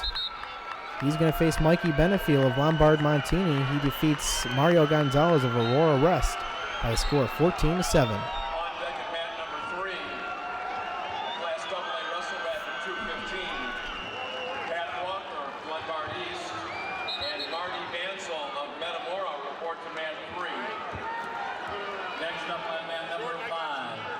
215, Batman. Mike Lutkowski, Dundee Crown, DJ Bruce. We're now at 171, and this is Mike Benefiel, the three-time state champion for Montini, going against Justin Carlson of Warren. 189. Mat 2. Class A, 171 pound, 171. Report to mat 6. James Nakashima, the white. Mark Stone, St. Joseph Auckland, mat 6. Well, this is certainly And Class A, 189. Report to This is mat certainly 1. one of the marquee weights. We've got two young men at 171 in separate semifinals today that are both ranked top 10 in the country in high school at this weight. I think everybody knows about it. We've got Mike Benefiel wrestling today. He's wrestling Justin Carlson from Gurney Warren High School. He's ranked number 1 in the country at this weight class. And on the other side of the bracket is Jordan Blanton, who's ranked somewhere between 6th and 8th, depending on the polls you look at, in the country at this weight. So I think everybody expects both of them to win their semifinal bout and match up tonight in what should be one of the classics.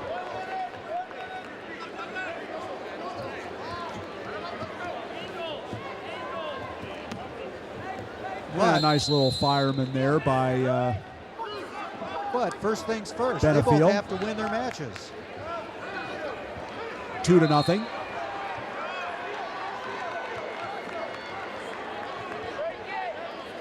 Both of them are ahead. Oh, and that's And a tight there's the cradle. That is real tight. This may Benefiel's- not last long. Yeah, Benefiel's really got that. He's There got it that is. laced up tight, and the far leg over his leg over the far leg. That's There it is. That is a fall for Benefiel. A minute and 37 seconds is all it took Mike Benefiel with that outside single takedown and that cradle. And he's in the finals. Will Blanton be? He's ahead 7-4. We'll see. Paul Rance of Cary Grove. Scott Penny, Granite City, report to mat 4. Now we go to 189 pounds, and this is DJ Bruce of Naperville North. In on the attack against Mike Lukowski of Dundee Crown. No score yet. They've wrestled 40 seconds. Bruce in the navy and orange singlet. Lukowski, a junior, is in the red and blue.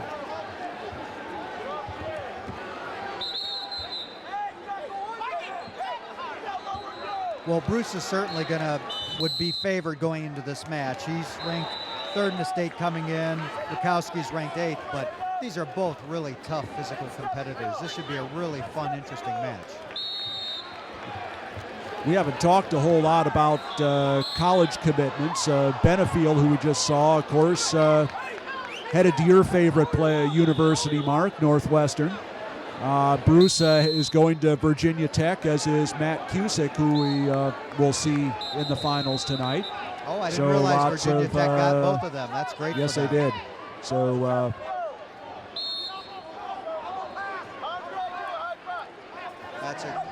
That's a good recruiting class out of Illinois for Virginia no Tech. kidding. No scores. They go off the edge.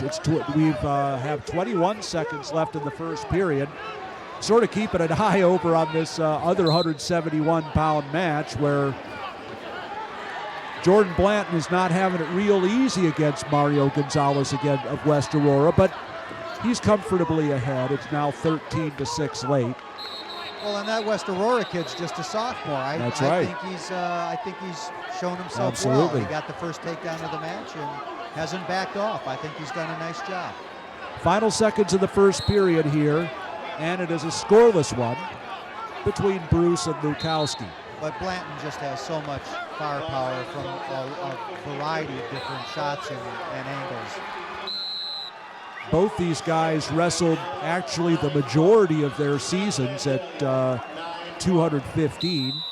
Only came down to 189 when it really mattered.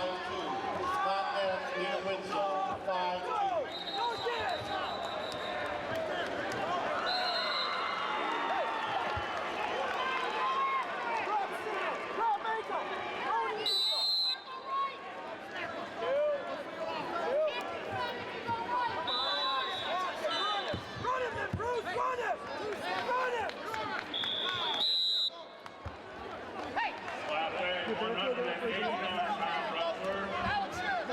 from mat 6. Josh Kirkland, Sterling, Newman Central. Nick Watkins, Warrenburg, Latham. Mat 6.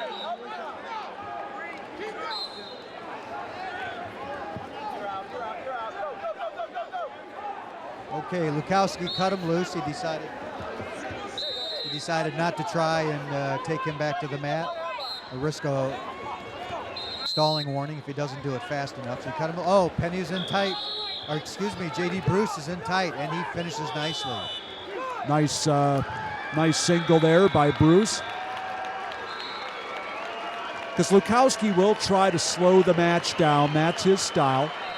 And Bruce knows he's going to have to pick up the pace. And now he's got the tilt.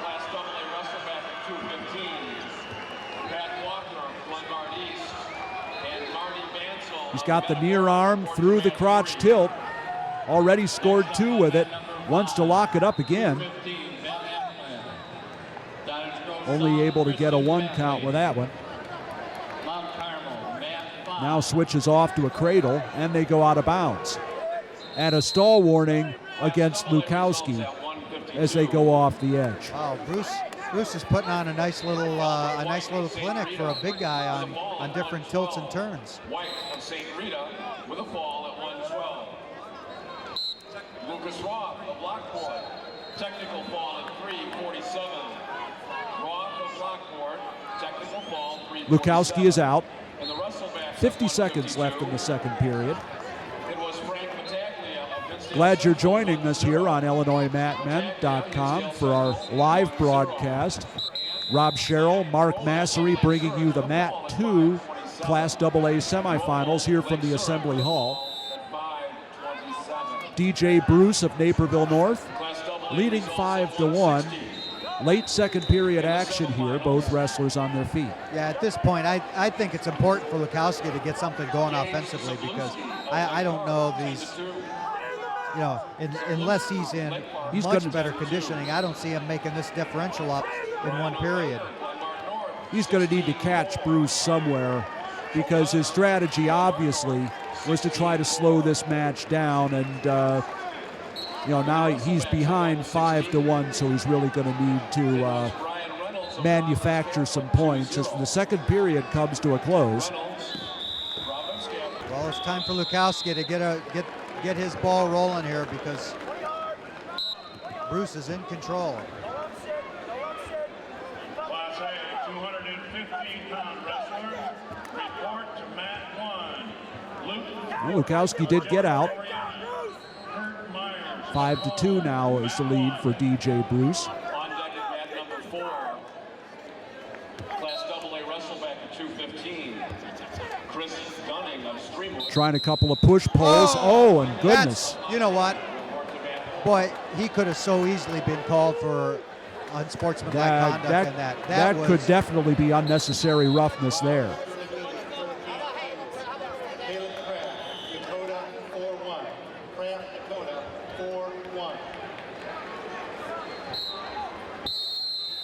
Bruce extends the hand, and we're back at it. Minute and a half left to go.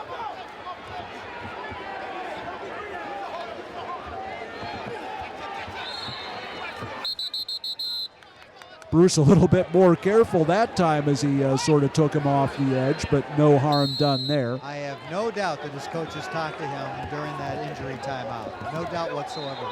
And the takedown for Bruce. Front headlock and walk behind for 2. 7-2.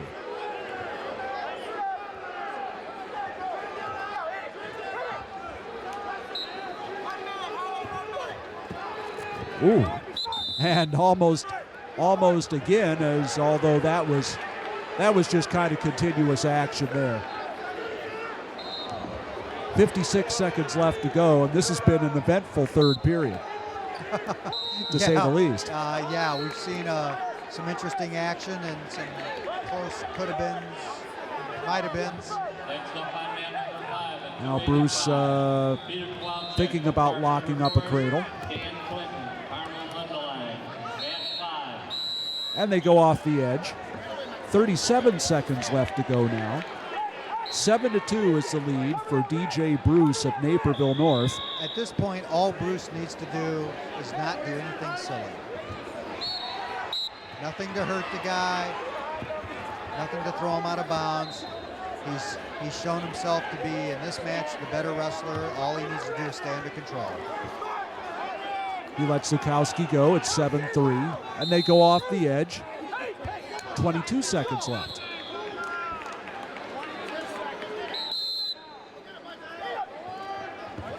Now under 20 as they restart. Zukowski has a takedown that we haven't seen yet. This would be a good time for it. Tried a headlock there, and Bruce easily slipped it off, went behind and got the takedown. And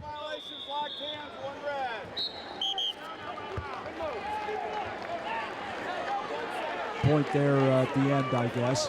Must have been, don't know, not sure why. Maybe locked hands.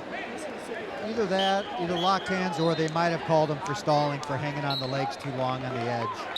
And he lets him go. And DJ Bruce of Naperville North gives the Huskies 2 finals.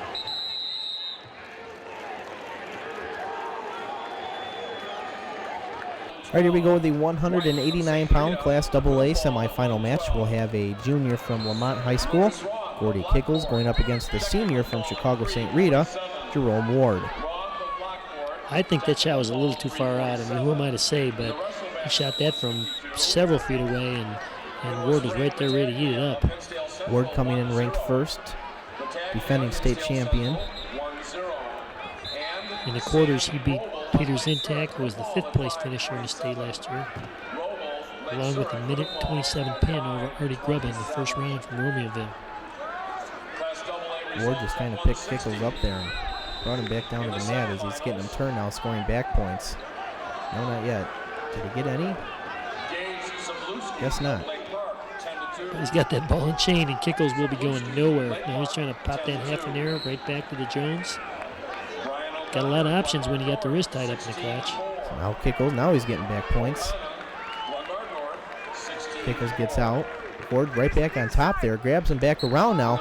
Referee gets down in position. Jerome Ward from St. Rita looking for the pin to put him in the finals.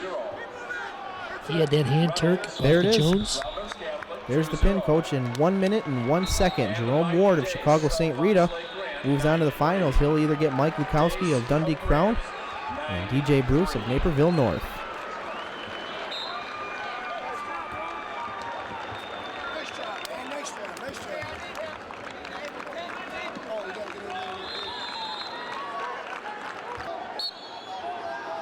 Quite a match between a couple of guys who know each other pretty well. This is their 4th meeting of the year. In the green, the defending state champion, Joe Fagiano of St. Patrick, headed for Indiana. And another of those Wildcat recruits, Mark, John Schoen of Marist. Yeah, they'll both be competing in the Big Ten, like you say. And you know what? This is an interesting matchup, not only because they faced each other several times this year already, but they're both really strong physical wrestlers. I mean, they're just horses going at each other. Well, after Fagiano won the first meeting, that was by a 3-2 score in the finals of the Dvorak. Shane came back and won the next 2, 3-2 in a dual meet, and 11-9 in the East Suburban Catholic final. But the first takedown goes to Fagiano. Schoen not able to bail out. Fagiano kept the double, and he leads 2-0. On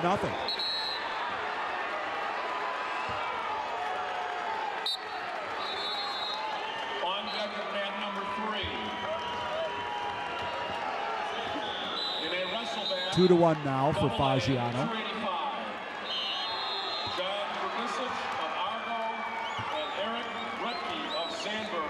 Well, so far, Fagiano's done a nice job pressing the action forward.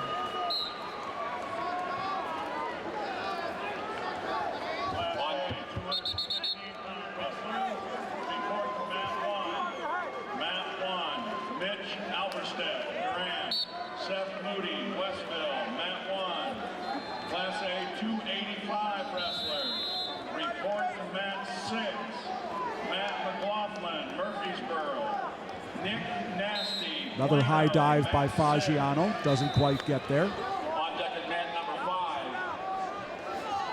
5. Inside step doesn't work. Mike Letton of KTC McNamara. Coming down to 20 seconds left in the Schoen's first period. Fagiano's controlling that head and arm, and Schoen's trying to pull it out of there, and now he does. They're on the edge. Fresh start with 13 seconds left in this first period. Still 2-1, Fagiano.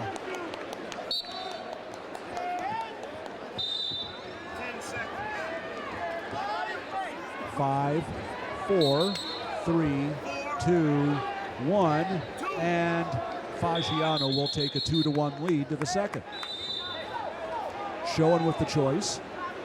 He'll defer. Fagiano will start down.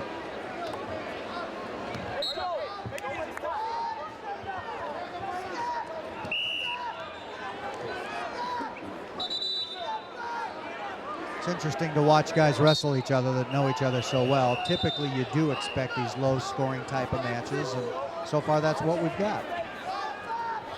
Well, it's 3-1 for Fagiano. He's working on the 2-on-1. Yeah, Fagiano, so far in this match, has done a better job of controlling the ties. Schoen's had a hard time getting any kind of a shot off. He reaches out to touch Fagiano in the head, and Fagiano takes that wrist, and then it becomes a 2-on-1, and then Schoen's trying to pull it back, and Fagiano's kept things under control. Yeah, really kind of playing right into Fagiano's hands here. He's going to have to pick up the pace a little bit. Minute 15 left to go in the second period. Now Fagiano's pushing Schoen backwards along the edge. Schoen's trying to circle back in. Does a good job. Report to mat 2. Josh Johnson, West Frankfurt. Jake Wright, Bismarck Pig. You know, I was so impressed, Mark, looking at Schoen at the Dvorak, how much time he spent in the weight room. It's pretty obvious. Well, both these guys are really studly that way.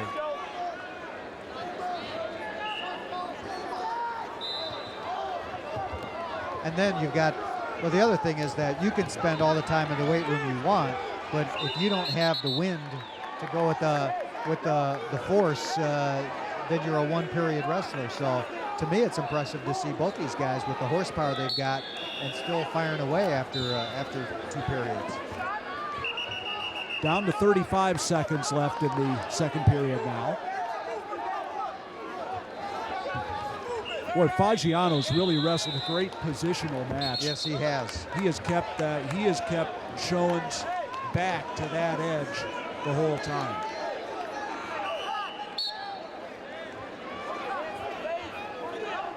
Schoen's still trying to figure out how to get a decent shot off on Fagiano. Fagiano has kept things tied up to his advantage. There's a nice deep shot, but Fagiano stopped it. Best shot of the match so far for Schoen, but really not able to get past that first line. A little bit of a headbutt there.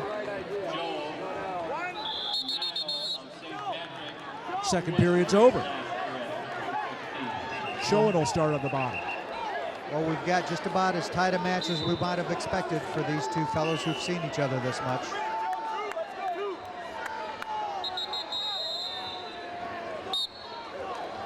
Schoen has got 2 minutes to show that he belongs in the finals. Fagiano's got a minute 52 to nurse that 1-point lead. Is he going to nurse it, or is he going to go after a controlling takedown? Well, two of the first 3 matches wound up 3-2. So I'm sure Fagiano would be pretty happy with that. Under a minute and a half left to go.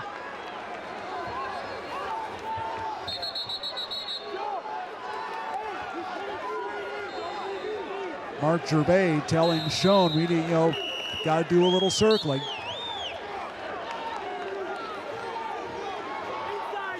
Yeah, Schoen, to Fagiano's credit, Schoen has not been able to get off one decent deep shot tonight.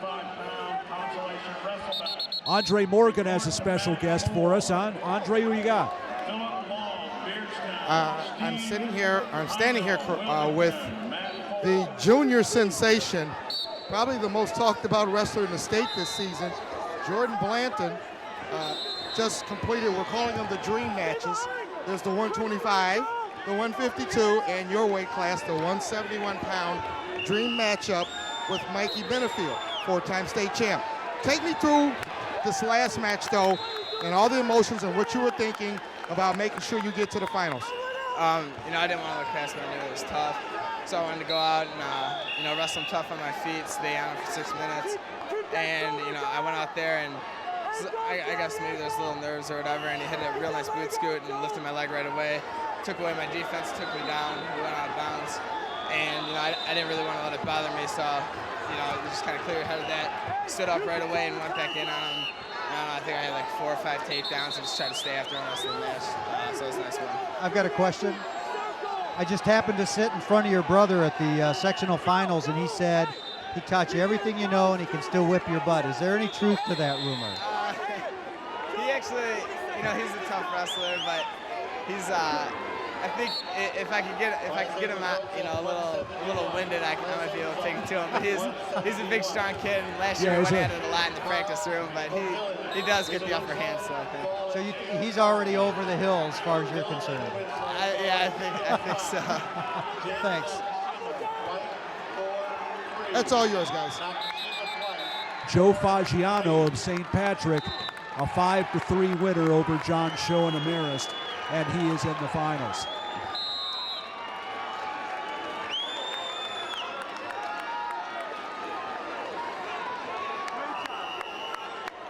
All right, Coach, here we go with the 215-pound Class AA semifinal match. We'll have the junior from Downers Grove South, Ben Applin, going up against the senior from Chicago Mount Carmel, Christian Brantley. Brantley was a runner-up in the state tournament last year, and on the other semifinal, Fagiano and Shane of Marist, Fagiano from St. Patrick's. It could be a rematch of last year's final. Applin is a first-time qualifier, but he's undefeated and the Frost-Soft state champion last year.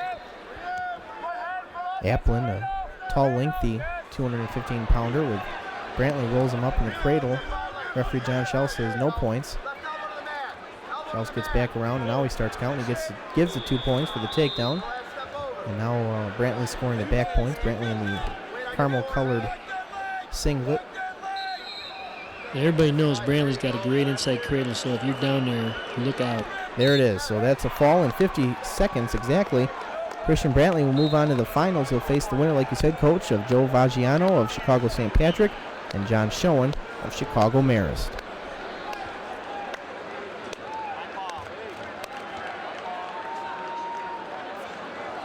Next up on mat number 5. Coach, we move on to the bigger boys now in the Class AA 285-pound semifinal match.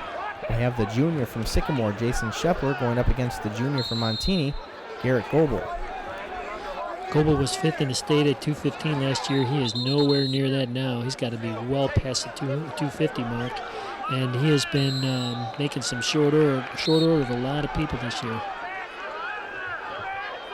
Both men in the center of the match here after going out of bounds. Goebel tried for the ankle pick, which you don't see very often at the heavyweight level.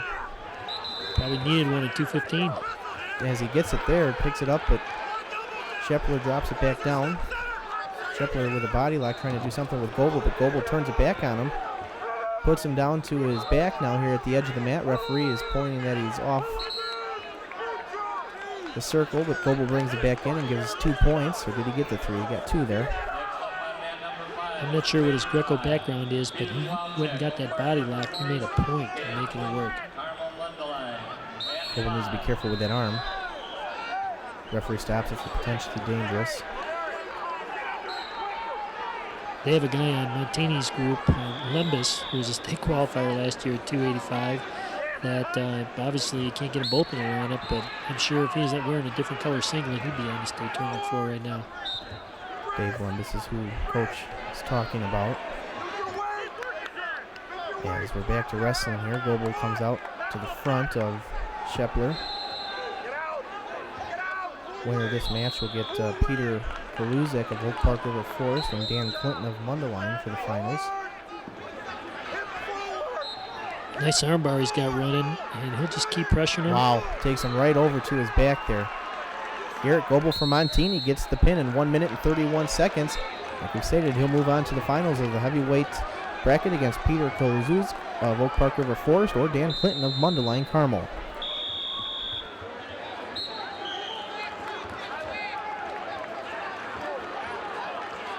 Right, here we go with the 285-pound, the other semifinal match.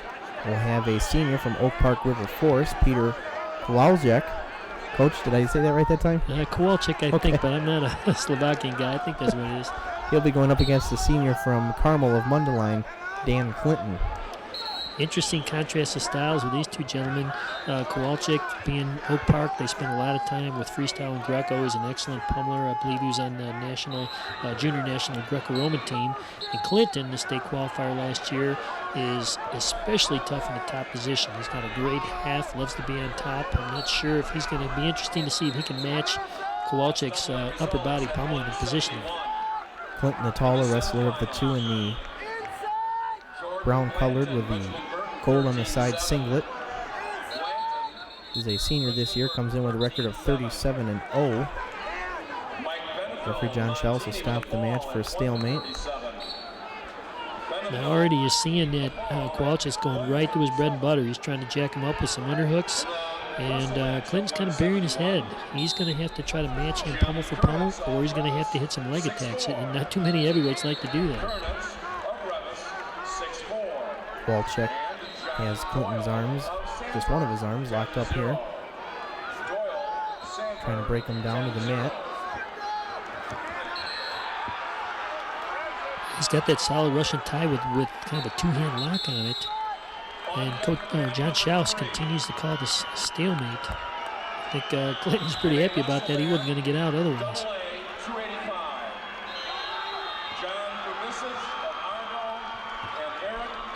Both heavyweights at the center of the mat now, locking up. Yeah, Kowalczyk is trying to get that over and under, but I think Clinton's just a little too big for him to, he wants to step over Clinton's right leg and throw him. Obviously, if you miss, it's going to be bad news. So he's going to make sure he's got it. Again, another stalemate. Winner of this match will get Garrett Goebel of Montini, who pinned his opponent right before this match in 1 minute and 31 seconds. Kowalczyk now with as referee John Schels gives the stalling warning to Clinton. He's admonishing him about that head being buried in the chest. He's saying you got to get it up, and I know Clinton would like to pummel with him, but that's Kowalczyk's bread and butter.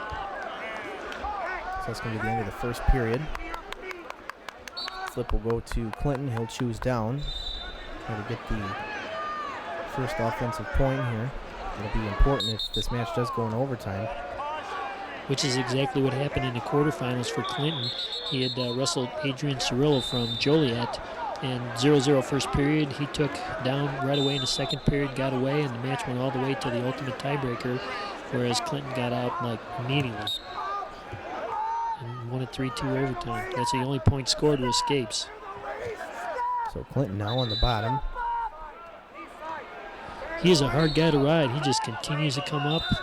Kowalczyk's doing a little bit, but he's going to have to get him sealed up or Clinton come right back up.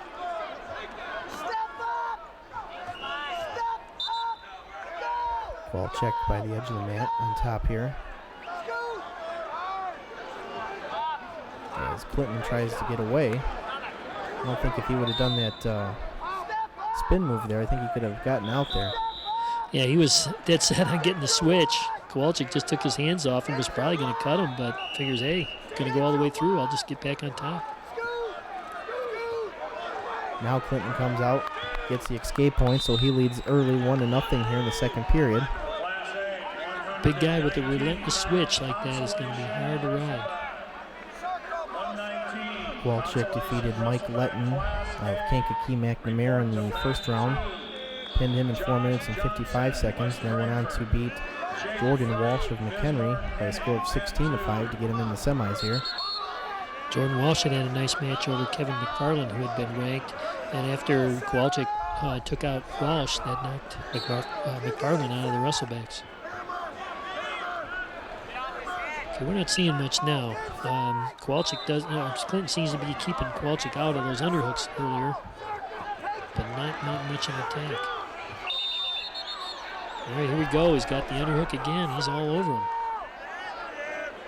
Just kind of pushes him away. Doesn't do anything with the underhook now.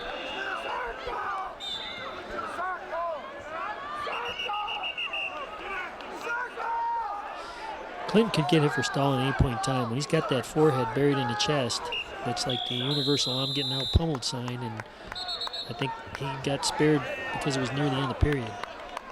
So that's going to do it for the end of the second period. 1-0 in favor of Clinton. So we'll start with Kowalczyk down. Clinton will cover. I think Clinton's looking forward to this chance on top. He is, I don't have the number of pins he's got, but he's gotten a halves on a lot of his opponents, and I'm sure he's well over 25 pins at this point. And Kowalczyk stands up. Clinton pushes him away, so we're going to be tied up now, 1-1. The last period here of the semifinal match. The winner, like we stated earlier, goes on to face Garrett Goebel. Oh, he lost the penalty point. He had an underhook where he touched his hands on the spine with Clinton's head buried. And I know Kowalczyk's thinking if he wouldn't bury his head, I wouldn't have to worry about the penalty point. But it's clearly in the rule book, so if you're going to lock your hands, it's got to be to the side, not on the spine. Points are hard to come by. That's going to change the complexion of this match. So 2-1 now in favor of Dan Clinton of Carmel. See if that penalty point will hold on and keep him on top here and get the victory. Kowalczyk again is getting that double underhook. Hasn't shown any offense out of it, but Clinton has got to get his head up. Both men go out of bounds. Coach, I still have yet to decide which weight class is the worst to broadcast. You got the lightweight guys who are constantly all over the place, and you got to keep up with the score, or you got these guys where you're looking for space to fill and what to talk about. Well, just keep telling Clinton to get his head up and tell Kowalczyk to figure out how to throw a slide by or something. I think John Schaus is being remarkably tolerant to Clinton's head being buried in the chest. Clinton needs to be careful there, as that's exactly what John Schaus is telling him. And he tells the coaches to have a seat. And especially after giving up that really, in my opinion, cheap. Well, there's a good move by Clinton. That's what he's got to do. He's got to get that leg. But after giving up the cheap penalty point, you would think the stall point would come a lot quicker than it has.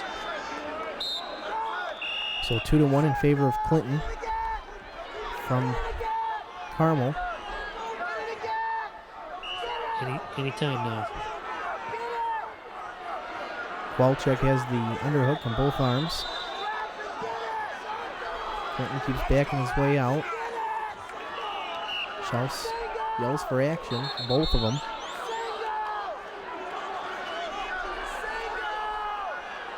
Clinton needs to stop backing up, so I think that's going to cost him here shortly.